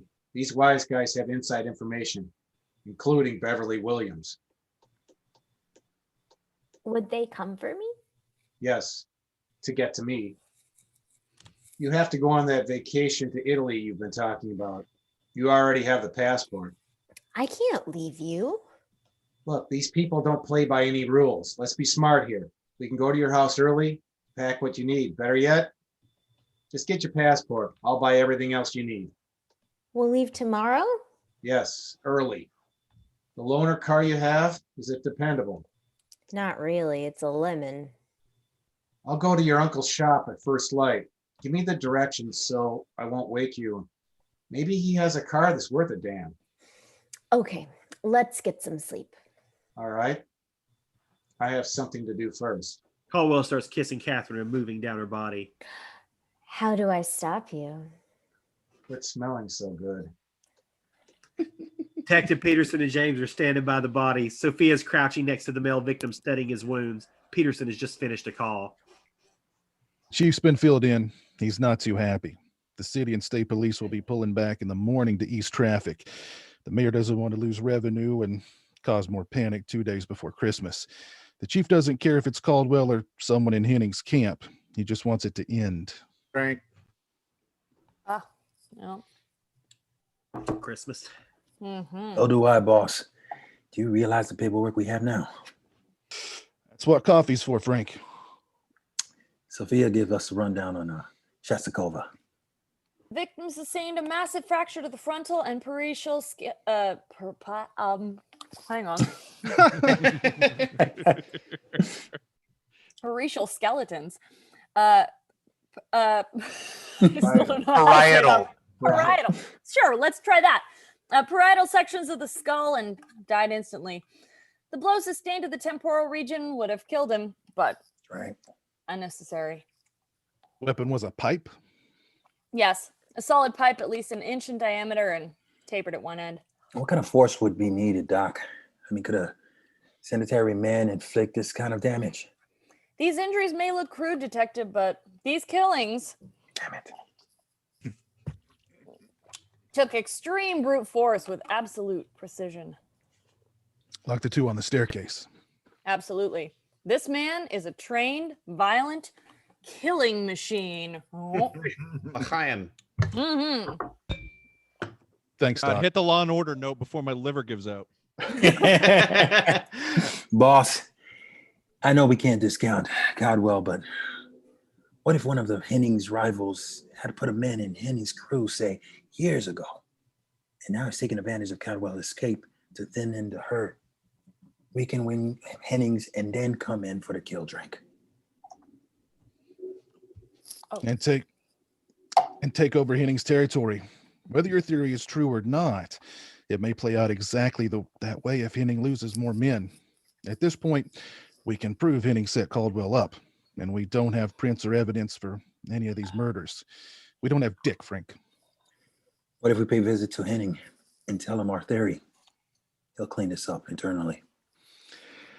Yeah, a bloodbath between two drug lords at Christmas. I think the mayor would like that. Damn it. The quiet damn it is killing me. It's so funny. Well, whoever's cleaning house is doing a better job than weeding out the crime than we are. Frank, I want you to go home. Hug your wife. Get some rest. I'll stay up with Sophia and mop this mess up. Unless something else happens, I'll see you in the morning. Okay, boss. Thanks. See you in the morning. Good night, Sophia. Good night, Detective. James turns and starts walking to his car. Peterson walks over to Sophia as she is inserting a thermometer into Shostakova's abdomen. Well, Sophia, looks like we're in for a long night. It is dawn, Caldwell's dream. We see the beginning of a sunrise, an orange glow on the horizon, and the light quickly transforms into bright full-day sun. We hear Caldwell's voice as dawn turns into day. Your ass fucking days are over, boy. Caldwell is standing over Jed with pipe in hand as he bears down on Jed's crotch. As he steps back to deliver blows to Jed's skull, we see a faint image of Mother Superior superimposed into the scene. Naughty! Naughty! You'll be paid for your sins. You must be punished. You must be punished. Caldwell is jolted awake by the nightmare. He looks over at Catherine and she's still asleep. He pulls the covers back and pivots to put his feet on the floor, takes a few quiet seconds to shake it off and regain his composure. He exits the house and quickly walks to the car on the street, unlocks the car, gets in, starts it, and takes off. Drives for a while, turns on the radio, switches the station from music to morning talk, and we hear a reporter delivering the local news. Good news for the morning commute, folks. If you're concerned about getting to work or just navigating through town, the police have lifted the roadblocks and restrictions. So you're free to leave the city and return. But unless you have to go out, it might be wiser to stay indoors today. Serial drink killer Richard Caldwell, I'll drink too, who escaped from Waverly Psychiatric Hospital, is thought to have committed several murders right here in Winslow yesterday. For more on this, let's speak to Carl Palmer for an update. Thanks, Hal. Yeah, Carl. Tell me all about it.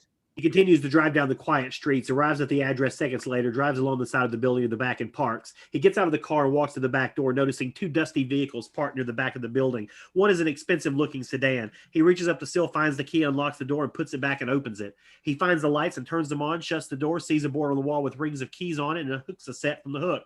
Above the rack of keys, he sees a crossbow and a quiver full of arrows hanging on the wall. A framed picture of Uncle Bill holding a crossbow with his friends beside him is prominently placed. He walks from the office area and turns on the lights. Sees a large floor of standing power tools and assorted workbenches and a large assortment of hand tools. In the far corner, there's a car with a cover on it. He walks over and pulls it to reveal a mint 1967 Camaro SS convertible. Covers it back up. Walks through the office, opens the door, and steps inside. He walks straight up to the sedan and puts the keys in the door, opens it and sits in the seat, puts the keys in the ignition, turns it, puts the latch to the hood and gets out and starts to the front and lifts the hood, scans the engine compartment and closes it. He walks over to the rear entrance, opens the door slightly and turns off the lights, shuts the door, grabs the key from the ledge and locks it, returning the key. He walks over to the loaner, opens the door, presses the button to lock the door and shuts it, walks back to the new sedan, gets in, closes the door, puts the car in reverse, pulls back, puts the car in drive, takes off down the side of the building and onto the street.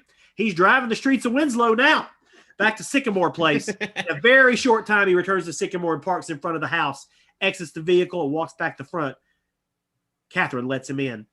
Catherine sees the car as she closes the door, and Caldwell's briefcase and suit is near the door next to her bag. He hands Catherine keys back to her. That looks nice. It is. It's your uncle's. It runs good. The loaner's parked behind his shop. One problem out of the way. I'll let Paula know where her car is. Speaking of cars, if I come out of this alive, I want to buy that car in the machine shop from you. Promise not to sell it to anybody. You men and your cars. It's yours, I promise. I know you don't understand. Nothing will ever excite me like you do. But that car is a close second. I need to see that car. You do. Changing the subject. I want you to stay here and I'll go over and get your passport and whatever else you need. I remembered when you were gone that my passport is at the office locked in my desk. It would be much easier if we go together. I don't like this. I'm not letting you out of my sight. Are you ready to go? Yeah, the place is straightened up and the cat is fed. Can someone from the office feed the critter? Should be no problem. I'll put the key under the mat. Nope. Should be no problem. I'll put the key under the mat and back. All right. Catherine takes the key off the ring and walks through the kitchen. We hear the back door close and Catherine returns. Caldwell has Catherine's bag, suit and briefcase in hand. Okay, let's go. They both walk down the path of the car. Caldwell goes around to the passenger side, opens the door for Catherine, shuts her door, goes to the driver's side, puts the door and presses the trunk button. Caldwell puts the suit and briefcase in it and closes the trunk, gets in the driver's side and shuts the door. Caldwell starts the car and they are on the road to Lakeside. It's quiet in the car for a few seconds, and then Caldwell speaks. I was wrong last night, Catherine. I've turned into Ricky Caldwell. You're wrong. They framed an innocent man. They made you do it. It doesn't matter. I'm not sure I can make it here on the outside. These bastards are way sicker than I ever was. Not 5 minutes after I break out, I got 2 hillbillies wanting to cornhole me. Look, you have your work, a real life, and I come crashing in, I drag you into the sewer. I've wanted you out of Waverly for years. I don't care how you did it and what happened yesterday. Let's get out of town and make plans. Do you think it would work if I use Winthrop's ID and birth certificate to get a passport? That idea went through my mind this morning. What we would need is a mailing address. I have a sister in Texas. Is that possible? Well, sure it is. We'll drive there. I've been wanting to see her for too long. I'll give her a call. You know, we're getting close to your office. Do you have a back entrance? Yes. Keep going straight. Take the first right and then the first left and go down a block. We see a man walking toward a car with a cup of coffee in hand and a bag of food. As he opens the car door and gets in, he sees a car slowing down and parking on the street. Caldwell scans the area. Keep your eyes open. Let's go in. Let's get the passport and let's leave quickly. Okay. The man in the car is watching as Richard and Catherine exit their vehicle and walk down the sidewalk and across the parking lot to the back of Lakeside Clinic. Catherine pulls her keys as they approach, and the man in the car reaches for a microphone and pulls it close. This is Officer Renfro. I have a visual on Richard Caldwell. I'm requesting backup immediately. I'm at... Suddenly, a wire is slipped around the neck of Renfro from the back seat, and he's being choked to death. Dimitri is bearing down on the garrote as Renfro is sputtering on his last breath. Dimitri is holding steady as Renfro clutches with desperation at the wire. As Renfro chokes, we see through the windshield Catherine and Caldwell enter Lakeside. We hear an urgent voice from Renfro's radio. Renfro, can you repeat? Officer Renfro, can you repeat? Please acknowledge. Officer Renfro, please repeat your location. Renfro, acknowledge. Renfro's hands go weak on the garrote as his grasps come to an end. He is motionless as Dimitri continues the pressure. Caldwell and Catherine are inside the clinic. Catherine locks the door and touches the keypad on the wall to disarm the alarm system. They walk up the hallway. She walks over to the desk and finds the key to unlock it, puts it in the lock, locates the passport and puts it in her purse, and locks the desk back. Catherine and Caldwell walk down the hallway to the rear door, and Catherine presses buttons of the alarm keypad. She unlocks it. Caldwell gets out of the doorway a half step and is hit on the back of the head and sees black. Caldwell is on the ground and is in a daze. Dimitri has Catherine, and she is screaming. A black car quickly pulls up into the parking area, and 2 thugs get out. Catherine is trying to break away from Dimitri's grip. Richard! Richard! Help! Help me! Richard! Caldwell's trying to get out.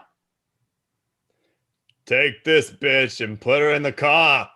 I'll see you 2 up there. Caldwell's all mine. They're dragging Catherine up. Richard! Help me! Richard!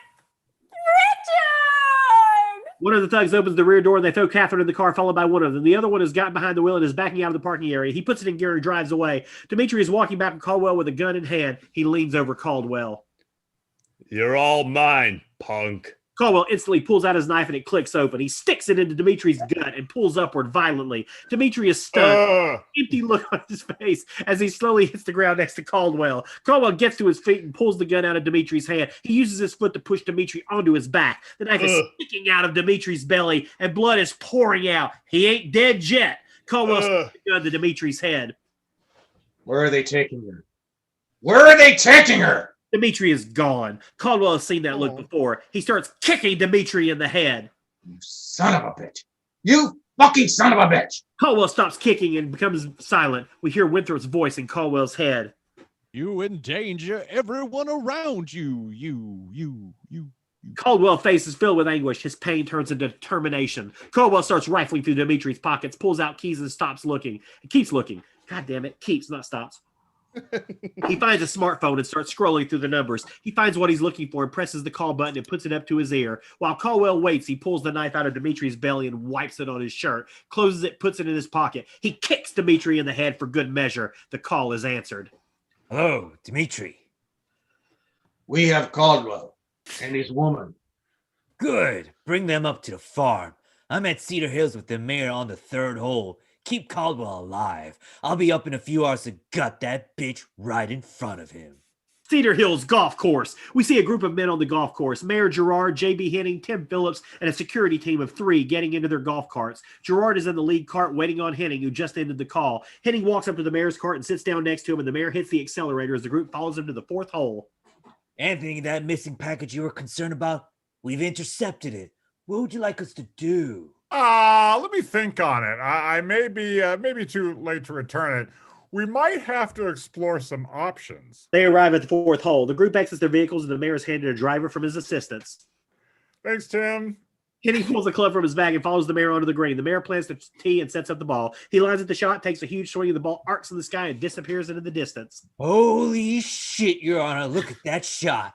The only way I'm going to win today is if you fall down dead. Suddenly, we see a black car soaring over one of the golf course hills, headed right towards the mayor's party. The car flattens the mayor as it skids to a halt. The mayor is wedged under the car with his head exposed. Caldwell jumps out and grabs the mayor's driver. He sees the security team is caught flat-footed. He runs up to the first thug and swings the club to the side of his head and smashes his knee to keep him caught down. Caldwell pivots to the second thug and raises the club overhead and lands a huge blow to the knee and a hard strike to the jaw. Caldwell sees the third thug is pulling his weapon, so he smashes down on his arm and the gun falls. Then he follows up with a crushing blow to his skull and he sinks to the ground. Caldwell looks over toward the back of the car where he hears the mayor's assistant on the phone. This is Tim Phillips, the mayor's assistant. We need the police right away. Caldwell swings the club down on the assistant's arm, holding the phone, and snaps it like a twig, and the phone drops. Then he takes him out of the... Phillips cries out in pain. Caldwell sees that Henning is starting to run and chases him down and disables him with crushing blows to both knees. Henning's security team are still a threat, and Caldwell gets back to work. He is a man possessed. Thug 1 is crawling on his belly towards the golf cart. Thug 3 has gotten to his feet and is grabbing his gun with his other hand, and Caldwell swings and hits the gun hand, and the weapon falls. He drives the club down on the thug's clavicle, and Thug 3 drops to his knees. Caldwell then turns the golf club around and drives the club handle into Thug 3's mouth and out the back of his neck. He drops to the ground in slow motion, and Caldwell quickly pulls another driver from a nearby golf club. Thug 2 is trying to get up, and Caldwell swings with gusto to the thug's groin as he wails in pain. He finishes him off with a huge swing to his head. Caldwell hears the mayor's assistant cry out for help, and he grabs a golf ball from the green. Help us! Help! Help! Somebody help! Caldwell takes the ball and rams it down the assistant's throat to shut him up. Choking to death, we see him crawling towards the rear of the car as Caldwell smashes his phone with his foot and turns his attention to Henning. Henning is trying to drag himself from the scene, so Caldwell runs over and breaks both wrists with the driver. Thug number 1 has made it to the golf cart and has pulled himself up over the driver's seat and is reaching for something in the back of the cart. Caldwell runs over with driver in hand to the rear of the cart just as the thug clutches the gun. Caldwell immediately puts the driver to work and delivers bone-crushing blows to the back of his head and neck. The thug's upper body sinks down into the back seat of the cart as his backside is in the air. We see Caldwell walk around to the driver's side of the cart and deliver a huge final thrust handle first. We cannot see what he has done. Caldwell turns back and makes a beeline to his car. He reaches into the dash, presses the trunk button, and walks back to Henning. Caldwell flips him over his back as Henning cries out. I didn't set you up. The mayor did for killing his brother Chip.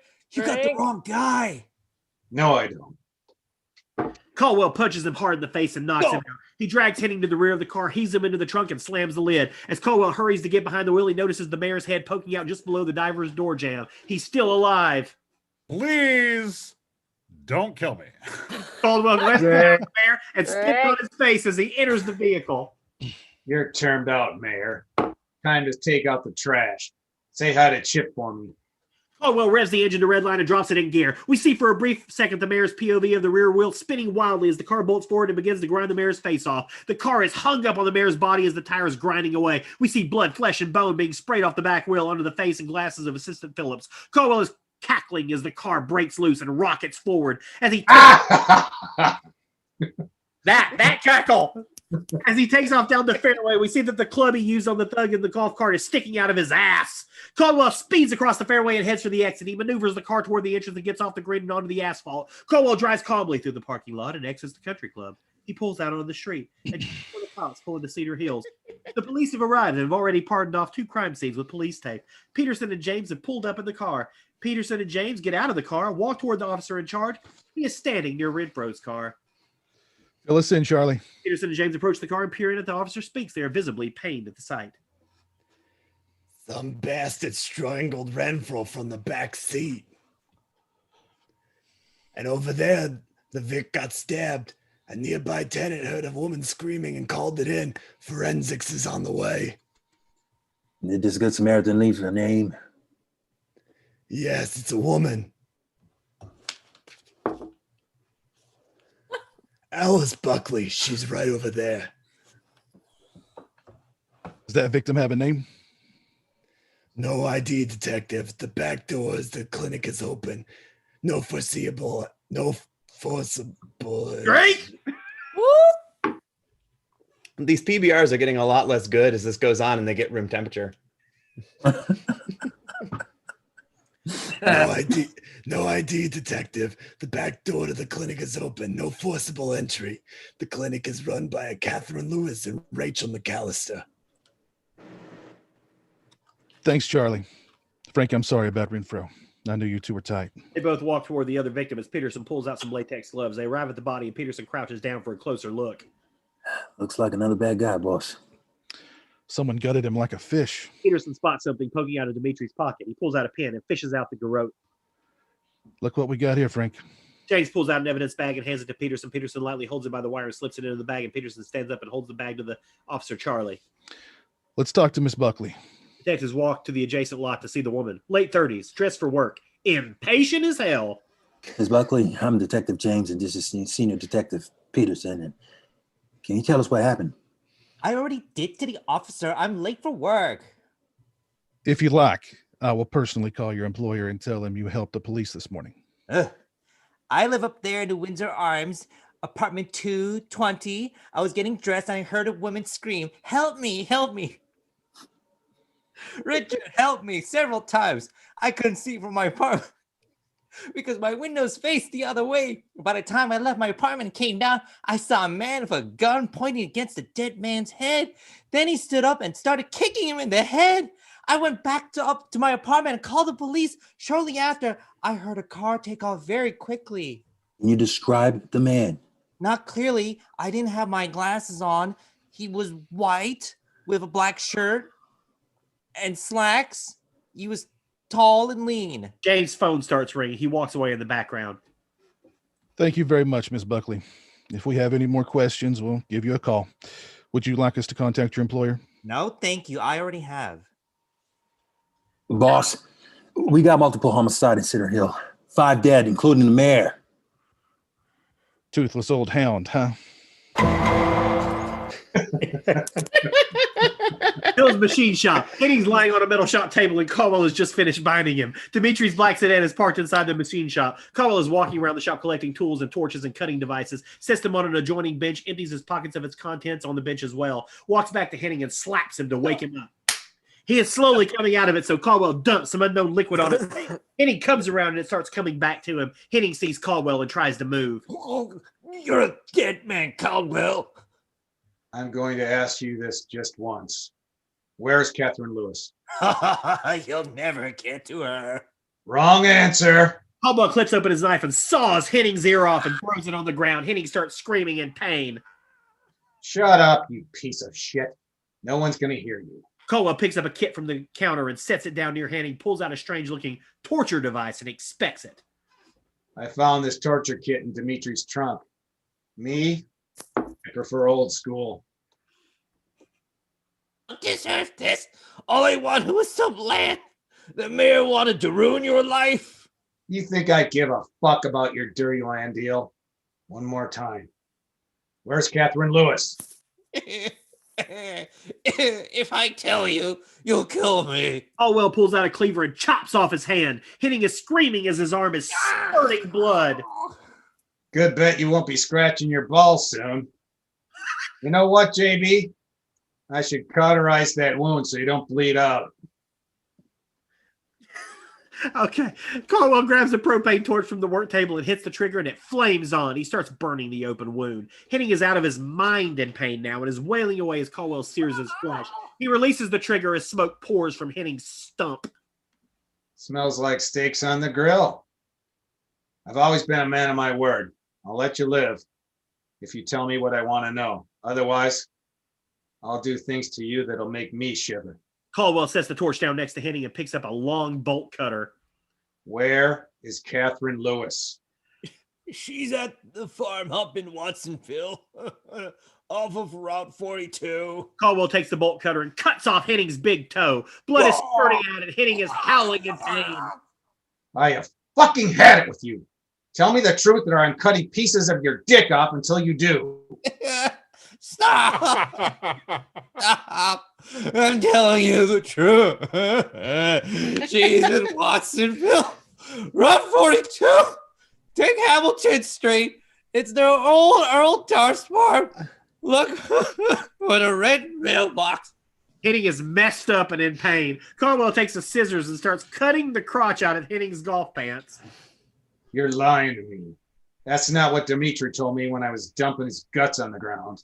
I'm telling you the truth. She's up in Watsonville. Earl Darst farm off of Hamilton. Stop, please. No more. Stop. Caldwell grabs the torch and fires it up. He points it at Henning's crotch and starts burning his junk. Henning is screaming like never before. Caldwell flame. Last chance, Henning.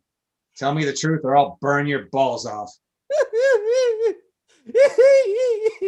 It's the truth. Believe me. Route 42, the Darst farm. Red mailbox. No more. Please, no more. Stop, please. Caldwell puts the torch down and attaches jumper cables to stripped extension cord wires and sets the cables down. You better have more than that. If I go up there and die, you're dead too. How many men are up there?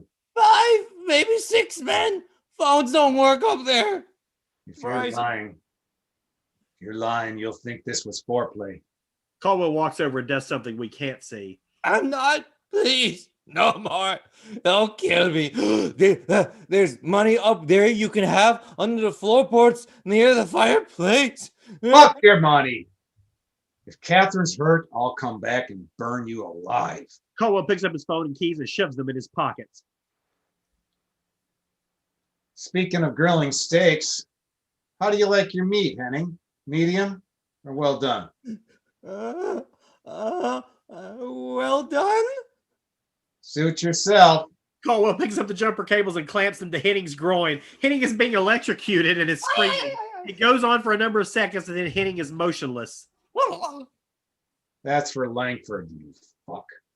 Caldwell yanks the extension cord out of the socket. He walks back to the office and grabs a set of keys and walks to the Camaro and pulls off the car cover. He opens the trunk. Caldwell walks over and gets in the car and puts the key in and pumps the pedal. He cranks the engine over and again, nothing. He tries again and it comes alive. He gets out and goes to the tool area and grabs some chain, rope, cable, the torch, and a steel pipe and assorted tools and puts it all in the trunk. Walks back to the office area and comes back with a crossbow and arrows and sets them in the trunk. Walks over to Dimitri's car and grabs his briefcase and the gun off the front seat and puts it in the trunk and closes it. Walks over to the garage door, unlocks it, pulls it open, walks back to the car, gets in, pulls it outside, and turns it off. Gets out of the car and goes back inside, lowers the door and locks it, walks out of the worker area, around through the office and out the back door. Caldwell takes the key off the ledge and locks the door, replaces the key. He walks down the side of the shop and around the corner, walks up to the car, gets in the car and starts it, gets in the gear and takes off.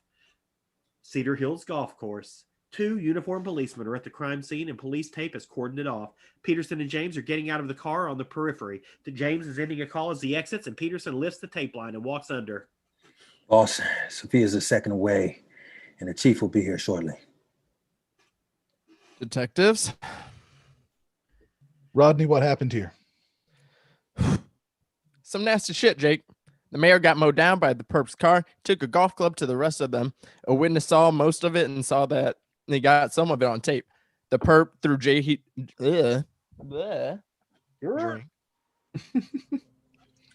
The perp threw JB Henning in the trunk and took off through that front gate. Who's a witness? That man over there, Bob Hutchcraft, on the left. His business partner is next to him. He was coming over the hill to play the 4th hole. Thanks, Rodney. Detectives? You don't see that every day. We see for the first time in this scene, Thug 1 is splayed over the top of the golf cart. That boy is unhinged. Considering that he's been set up for murder and his woman's being kidnapped, part of me understands it. There by the grace of God goes I. Exactly. You kidnap my wife, I become certifiable. Frank, why's the mayor playing golf with J.B. Henning? He's a politician. Only natural he'd be in bed with scums. I'll look into it, boss. Caldwell seems to know something. He's been 10 steps ahead of us the whole time. I'd hate to be Henny right now. Sophia and her assistant have pulled up. Frank, talk to Mr. Hutchcraft and get that video. I'll fill Sophia in. Make sure there are no copies. This can't leak out. Will do. What have we got, detectives? Golf club was the weapon of choice today. One was rammed through that guy's throat. The other is over there. Oh, my. It's some sick stuff. Yeah, but you have to admire his work. Can't say I envy you having to extract that at the end of the day. Now, that's what assistants are for. Over here, the mayor was run down by the perp's car. I know you've been busy, but did you have a chance to look at the 2 victims behind the vet clinic? Briefly, my other assistant is on it. Get him over here when he's done. This is top priority. The call's been made, detective. Thanks, Sophia. Hands her a forensics case. See if you can get some prints from the other victims. The chief gets out of the car. Harold? Jake, what can you tell me? Most you already know. The mayor's dead. Officer Renfro's dead. J.B. Henning's kidnapped. His security team has been slaughtered. Tim Phillips, the mayor's assistant, bought it too. Frank is interviewing an eyewitness who shot some video. The pathologist just got here, and I'm hoping we have security footage at the front entrance. It's a mess, Chief. Sophia, tell me what you know. Massive internal damage. The car most likely killed him upon impact. Also, his face was badly mutilated when the perp sped away. They walk over a few steps and gaze at the thug with a club through his throat. Doesn't that beat all? He's the runner-up. They're looking at the guy with the club lodged up his ass. I stand corrected. Jake, is all of this carnage in the past 2 days on Caldwell? Most of it, we believe, is Caldwell. At this time, we have no physical evidence to link it to him. He was set up by Henning, and his girlfriend has been kidnapped. So it's not over? Not by a long shot. Henning's men abducted Catherine Lewis. That's why Caldwell came for Henning. Can't judge Detective Robinson. Oh, can judge Detective Robinson. Can judge shit. It's that time of the night. Can Judge Robinson give us a search warrant for Henning's office and home? We need to find out what properties he owns that could be used as a safe house. I'll make the call. Harold, what's the connection between the mayor and Henning? I don't know. They got him killed. At least your job isn't in jeopardy anymore. Caldwell heading to the farm. He's in the Camaro speeding down a dirt road and pulls onto a highway and puts them through the gears. We see the 2 thugs and Catherine in the sedan traveling down it, and one of the thugs is in the back seat with Catherine. She's out cold and is gagged and her arms are bound. The car pulls past a red mailbox and turns into the long driveway, and as the car continues down the road, we see a beautiful large house in the distance. The property has many trees and outbuildings, and the driver pulls up close to the house and parks it. He turns around in the seat. Is thug also Boris? And the thug says, Nestor, drag that bitch out of the car. Yes, like that. That sounds just like a thug, Clay. Both of the car as the thugs begins to exit. Nestor is pulling Catherine out from the rear seat. She comes around, and as Nestor is extracting her, she is struggling with him. Boris walks out of the door of the farmhouse and heads towards the car. The side of his face is messed up, and his ear is bandaged. A cigarette is dangling from his mouth. Luca, who's this? Cantel's woman. Where's Dimitri? He's coming. Oh, I'm not Boris. I'm Gregor. Sorry. It's all good. It's all good. He's coming. Doug, He's Gregor? got Did I Caldwell. steal that as well? Good. Go in and have a drink. Nestor, let's take her to the barn. Boris turns and heads to the barn, and Catherine is fighting Nestor as he pulls her by the arm. Oh, and Luca, the table is the drinking. The table is out? The cable TV is out. Can you take a look at it? Okay. Luca opens the front door of the farmhouse and goes inside as Boris leads the way to the barn. Catherine is trying to break away from Nestor's grip. Ooh, she's a wildcat. Tell me about it. I had to knock her out on the way up. Well, there's 6 men here, and that wouldn't mind taming her. Nestor smiles as they walk. They approach the barn, and Boris slides the barn door open, and they enter. The barn has farm machinery in it and assorted heavy equipment. There's a staircase leading up to the second level. We're going upstairs. Boris leads them up the steps as Nestor pushes Catherine along. Boris walks them to the floor and is followed by Catherine and Nestor. We see Dr. Winthrop standing in the middle of the floor with a rope around his neck, which is secured to the ceiling. His hands are bound behind him, and he is standing on a wooden box on top of a trap door. Tie her up back to back with Winthrop. I'll prepare the noose. Caldwell is ramming the car through the gears and is accelerating. Vroom! James is walking up to Peterson. Sophia is in the background checking out the victim with a club through his throat. Hutchcraft recorded a good portion of it. We can't blow it up too much because of the distance. I sent it to the lab boys in your email. Frank, did we get the plate number on the car? No, boss.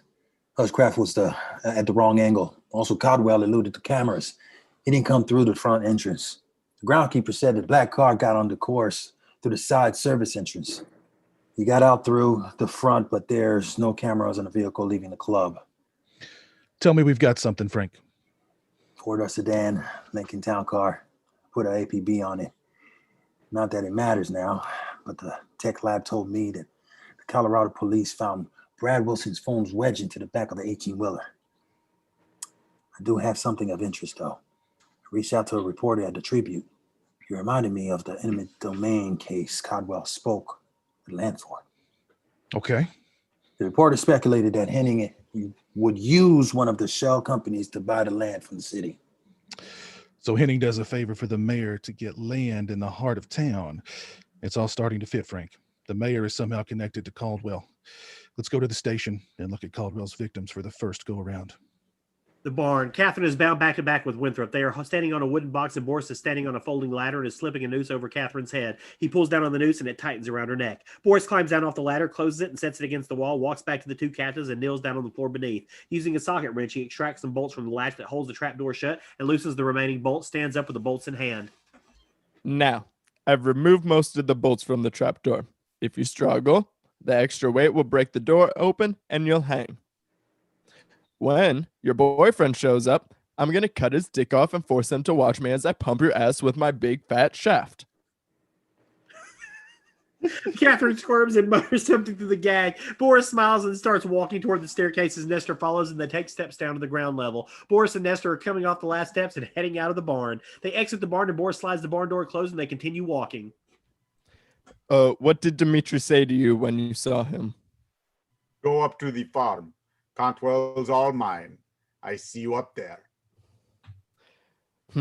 Maybe he had to get the boss. Three of Henning's men are sitting around a table playing poker. There are drinks on the table and Luca is standing nearby having a drink. Nestor joins. Boris grabs his drink off the counter and walks to Luca. We got her tied up with Winthrop.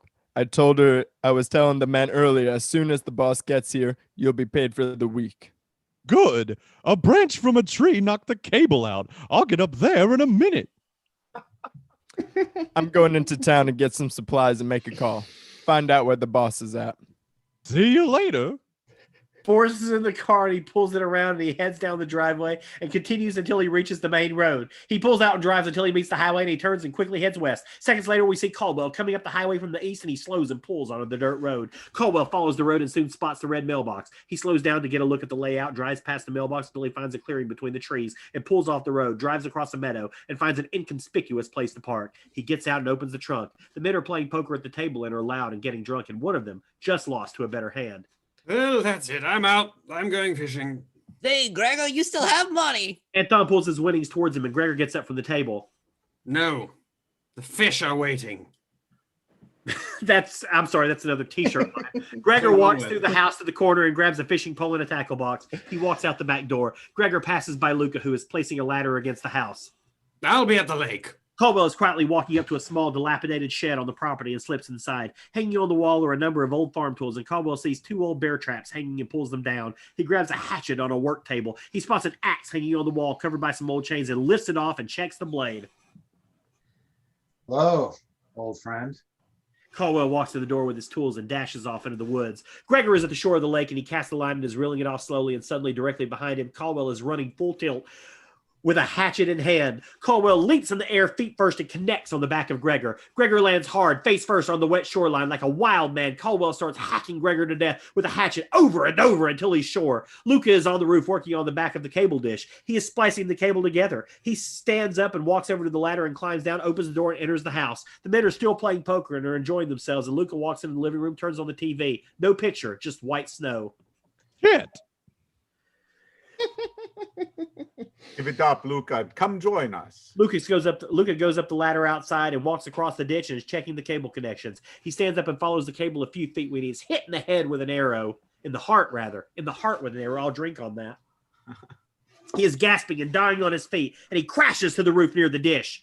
Suddenly, the television comes alive in the living room, and the men cheer. Woo! Peter, grab the remote and turn something else on. Oh, see how Luca is doing. Nestor looks up the roof for Luca.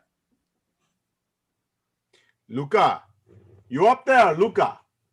Can't see him. He walks down the path between the trees of the lake, and he sees something on the shoreline but can't make it out. He continues on until he is yards away from Gregor, and Nestor rushes up to the body and sees the bloody mess. Nestor pulls his gun from his body holster and turns around and scans the area as he starts walking back. He's cautiously walking as he checks for any visible sign and is directly under a large tree. Up in the tree is Caldwell, standing on a limb, holding an axe overhead. He jumps off the limb and swings the axe down as he falls. The blade meets the center of Nestor's head, and Caldwell lands on his feet, and the axe is buried in Nestor's skull. He falls onto his back with the axe handle pointing straight up, and Caldwell grabs the handle and wrestles with it to dislodge the blade from Nestor's head. Caldwell puts his foot on Nestor's neck as he yanks and pulls.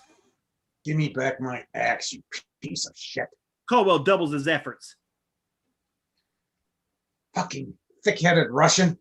Caldwell bears down, and finally the blade comes free. He sets the axe down and drags the body off through the meadow.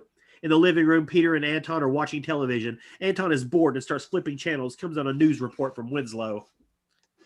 This is Mary Anderson reporting to you from Cedar Hills Country Club. It has been confirmed that earlier today, the mayor of Winslow, Anthony Gerard, was murdered along with his assistant, Tim Phillips, and others from his golfing group.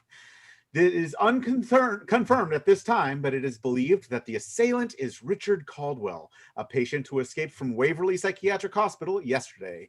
The mayor was killed, and you all will drink, when he was struck by a car on the golf course. The others in his party were allegedly beaten to death with a golf club. In total, 5 people are dead, and it is confirmed that local businessman J.B. Henning has been kidnapped. The police have not made a statement thus far, but Harold Owens, the chief of police, will be holding a press conference in the next half hour. Again, we are live from Cedar Hills Country Club in Winslow, and it is confirmed that Mayor Anthony Gerard was killed, and you all will drink, earlier today. Rest in peace, Mayor. Anton has heard enough and turns the television off. They are looking at each other in disbelief, and they both stand up and realize it is too quiet outside. They both walk to the front door and look outside and see nothing. They must be at the lake. Anton turns around and walks towards the back door, and Peter follows. Anton pulls his gun out as he goes through the back door, and Peter does the same. Anton and Peter are walking with guns drawn and checking the terrain. What are the chances that Caldwell end up here? It's possible. We did grab his woman. They continue walking cautiously to the lake. They follow the path around a bend and suddenly notice Nestor propped up against the tree in the back of the clearing. Hey, that's Nestor. Nestor, what are you doing there? They keep walking briskly to their friend. Anton suddenly stumbles on an ankle-high tripwire between 2 trees and lands face first into a bear trap, and it snaps shut on his head. Anton is screaming out in agony, and he calls out for Peter. Ah, Peter, help me, Peter, ah! Peter hurries over to help and sticks his foot in the second bear trap as it snaps and clamps down on his leg. Peter cries out in pain and drops his gun as Anton staggers to his feet. Anton is flailing around, trying to open the jaws of the trap with his arms. Peter is bellowing out in pain as he tries to separate the jaws of the trap. Get this fucker off my head! Anton takes a few steps towards Peter when he is shot with an arrow through his back. Thwop. Anton staggers around the field for a few seconds and drops. Peter sees this and gives up on the trap and tries to hobble away. Out from nowhere, Caldwell is there and plants a hatchet deep in Peter's face. Peter is stopped cold and crashes to the ground. Caldwell stares at the carnage and is indifferent. He walks over and grabs Peter's gun and goes to the edge of the woods and grabs his crossbow and arrows. Caldwell's senses are alive as he walks to the house up the path. He arrives at the house and enters through the back door. With the gun in hand, Caldwell goes through the house quickly and finds it empty and exits through the back. He heads to the barn across the field, walks up to the sliding door, quietly opens it, slips through and goes inside. Looks around and sees nothing but farm equipment, notices a staircase on the side, pulls the gun from his waist, walks up the steps and gets close to the top and moves to get a better angle as he ascends. He's on the top of the staircase and sees Catherine and Winthrop. He quickly moves towards them and sets down the weapons. Catherine and Winthrop are trying to warn him by trying to speak through the gags. He reaches into his pocket and snaps open his knife and moves in to free them, partially standing on the trap door, and Catherine is literally screaming through the gag. Caldwell takes stock of where he is standing and steps back. He looks around the room for something to stand on and sees the ladder. He rushes over and gets the ladder and folds it and returns and positions the ladder correctly and cuts the bonds at their feet before climbing up, slicing through the rope to free their hands and moving up. Oh my God. I thought we were goners. God damn it. We thank you, sir. Caldwell is working pulls it off Catherine and turns to Winthrop. Catherine steps down to the floor and Caldwell frees Winthrop and helps him down, and Caldwell steps down off the ladder, closes the knife, and pockets it. Let's get out of here. As they turn to leave, they see Boris at the top of the steps with a gun in his hand. Not so fast, Caldwell. Weapons are feet away. You won't make it. Step back. All of you.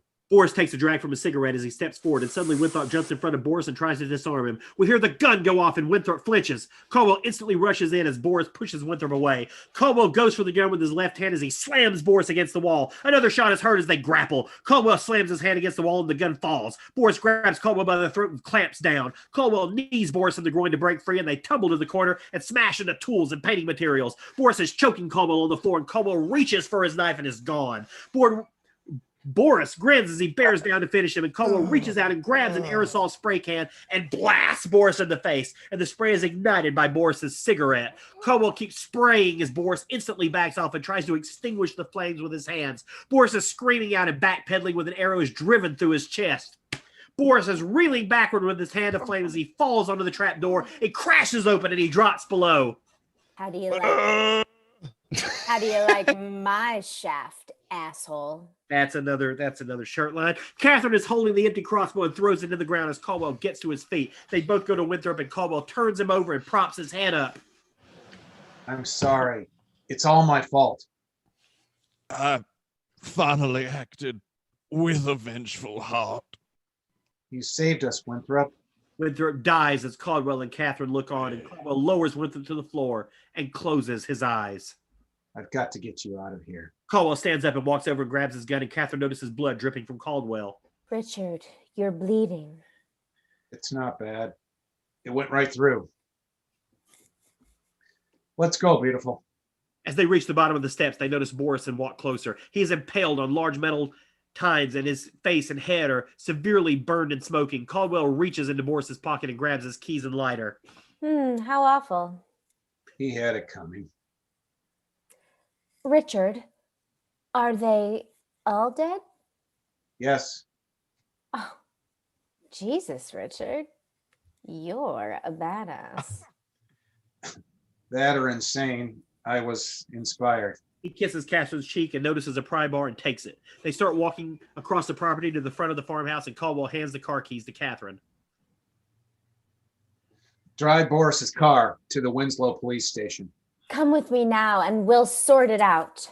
No, I've got a better plan. We see them walking toward the farmhouse, and Caldwell is laying out his plan. We cannot hear it. They arrive at Boris's car. Caldwell pulls Catherine close and kisses her, hugs her tightly, and hands her the phone from his pocket, gets in the sedan, starts it up, speeds away. With pry bar in hand, he walks up the steps of the farmhouse and enters. Caldwell enters in the living room straight to the fireplace, peels back the rug using the pry bar, pulls up a few floorboards and sees a large strong box, pries another board loose and hauls it out, quickly sets the board back in place, replaces the rug, picks up the strong box and pry bar, and walks out the front door. Caldwell heads back to the barn and sets the strong box down near the door. He enters the barn and drops it. Caldwell finds a large gas can, takes it up to the second level, sets the gas can down and drags Winthrop's body next to the trap door, grabs the gas can and dumps gas on Winthrop on the floor, walks over to the painting materials and douses them with gas, sets the gas can near the steps and walks back toward Winthrop, pulls out the lighter, flicks it open, flames it, tosses the lighter towards Winthrop, and the floor catches fire. He quickly descends the steps with the gas to the ground level. He tosses the gas can towards Boris as he exits the barn, picks up the strong box and heads across the farm towards the Camaro. Smoke is pouring out the barn's upper level as he reaches the car. He sets down the strong box, opens the car door and grabs the keys, quickly opens the trunk and puts the box in and closes it, jumps in the car, starts it up, takes off through the clearing on the road. A reporter is sitting at a table, and Dr. Langford is on the other side. We remove him for a close-up on the reporter. This is Brock Chambers. Tonight on The Final Word, we interview Dr. Walter Langford, Richard Caldwell's psychiatrist for the past 25 years. Good evening, Dr. Langford. Good evening, Brock. It's been 3 days since Richard Caldwell escaped from Waverly Psychiatric Hospital. In that time, 24 people are dead. And we have learned that the mayor of Winslow, Anthony Gerard, now deceased, had local businessmen and racketeer J.B. Henning set up by... Fuck. We're almost there. Had local businessmen and racketeer J.B. Henning set up Caldwell for murder inside Waverly Hospital. This was done to keep him institutionalized as payback for Caldwell murdering the mayor's brother decades earlier. The payoff for this favor was land. your land, Dr. Langford, and the mayor was using eminent domain laws to acquire said land to hand over to J.B. Henning for development. When Caldwell escaped, he somehow learned of this scheme and took revenge on Henning and his enforcers for the setup and the eventual kidnapping of his girlfriend, Catherine Lewis.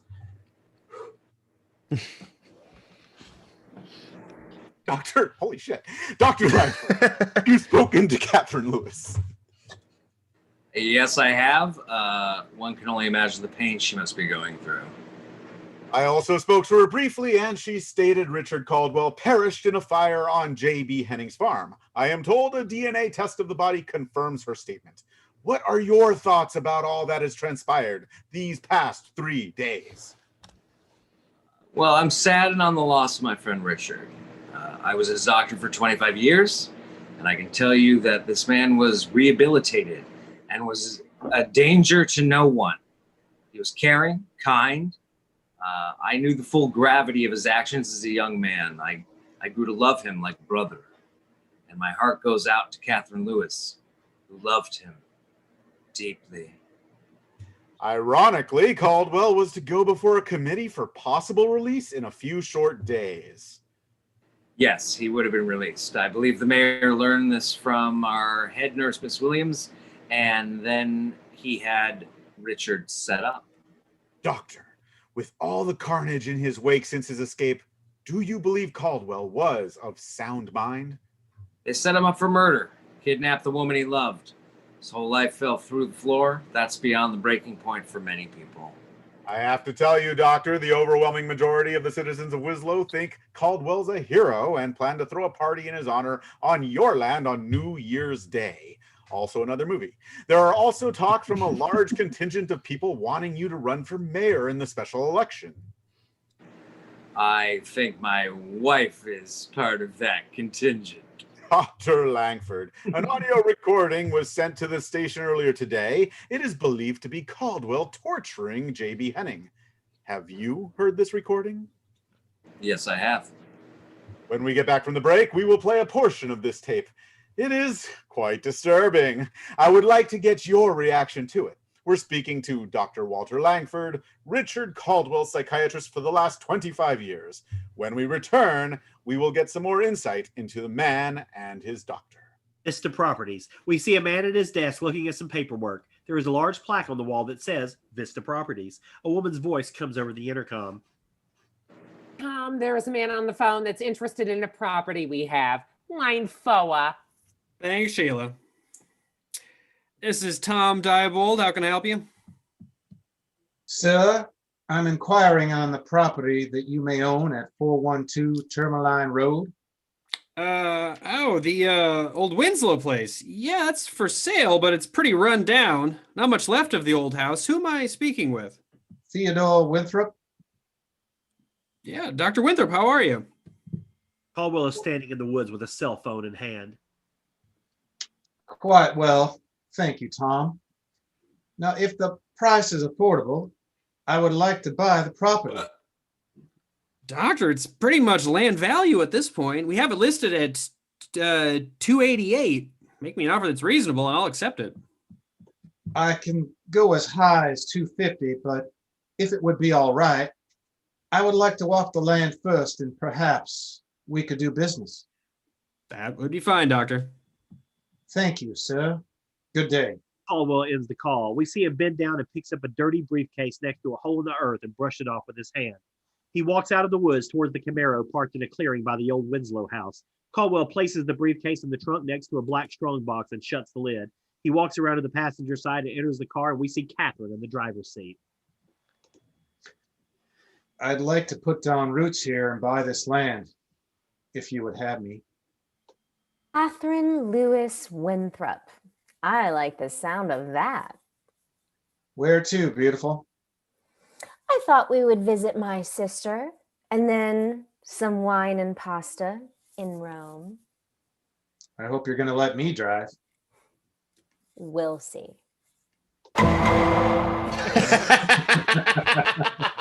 Catherine smiles, starts up the car and puts it in gear and takes off down the driveway. She pulls onto the road and we follow them as they get on the highway. Fade to black. The end. did it. We did it. Oh yeah. Wow. Okay, so I have to ask, given the drunkenly disorderliness of it, Eric, what was it like hearing your script read aloud by a bunch of drunken idiots? It was good. Thank you very much. I was, the Law and Order thing was just too much. I was inspired by my whiskey. I don't know the gal that banana and yogurt. I mean, she's just like eating a 7-course meal.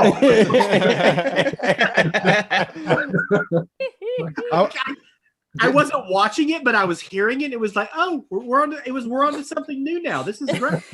I was going to ask her, Sophia, how do you stay so thin, eating so much? Lots of field work, lots of running around. She's the Brad Pitt of forensic investigators, just always eating. I've been watching a lot of stuff lately, and it's always like a word eating. scene and yogurt. Zodiac. Yeah. So I was trying to bring that to my craft at this evening. Much so awesome. appreciated. Well, a huge thanks to you, Eric, for letting us read this and for joining us for this. I mean, honestly, like, it is such a treat. Like, I was such a massive, Silent Night, Deadly Night 2 fan all growing up, and so being able to do this read with you is pretty special and pretty awesome. Yes, sir. And so thank you for that. No, you're very, very kind. I realize there's a lot of exposition in this, and reading it goes twice as fast as you would in any, in a movie setting, but I appreciate it, because you went through that very quickly, and that isn't easy. That's probably the hardest part of the script. So thank you. Thank you. The drunker I get, the faster I go, seems to be the algorithm. So I do want to remind folks that, if you feel compelled to donate, you can do so at paypal.me/scriptsgonewild. We're also on Venmo at scriptsgonewild. And again, if you do that, you take a screenshot, send it to us. You can win one of the 3 Blu-rays that we have for Silent Night, Deadly Night Part 2 from Shout Factory, which is pretty awesome. A couple of quick plugs. Next Wednesday, our final holiday read is going to be It's a Wonderful Life, which is going to be a lot of fun. We've got Amanda Wiss from Nightmare on Elm Street, Tate Ellington, Kurt Thatcher, who was, a big Jim Henson guy with Jim Henson Studios. A lot of really fun people for that. On January 6th, we have The Faculty, and our next original script read is going to be on February 24th, and it is written by a gentleman who is in this read with us right now, Mr. Aaron LaPlante, and it's called Aaron and Aaron. And why don't you tell us in a sentence or two what it's about, Aaron? So it's about, what if I started dating Sharon Stone, but then she started exhibiting the same qualities as her character in Basic Instinct, and I think she's going to kill me. Ooh. Yeah. We're reading that on February 24th as our next original script read, and we are super excited about that. I want to shout out our cast. So give it up for Eric Freeman, Clarke Wolfe, Bechir Sylvain, Ryan Lambert, Liesel Hanson, Edward Hong. Edward, I'm supposed to actually tell you to drink. The Twitter audience or the YouTube audience was asking for it earlier, and I forgot, so you need to take a drink. Okay. Aaron LaPlante. Natalie Nicole Dressel. Woo! Watch Veneno on HBO Max. I'm the English language dub of that Spanish language show. Nice. Yeah. Clay Keller. Brian Salisbury. Devaughn Taylor. Mr. Justin Law and Order Powell.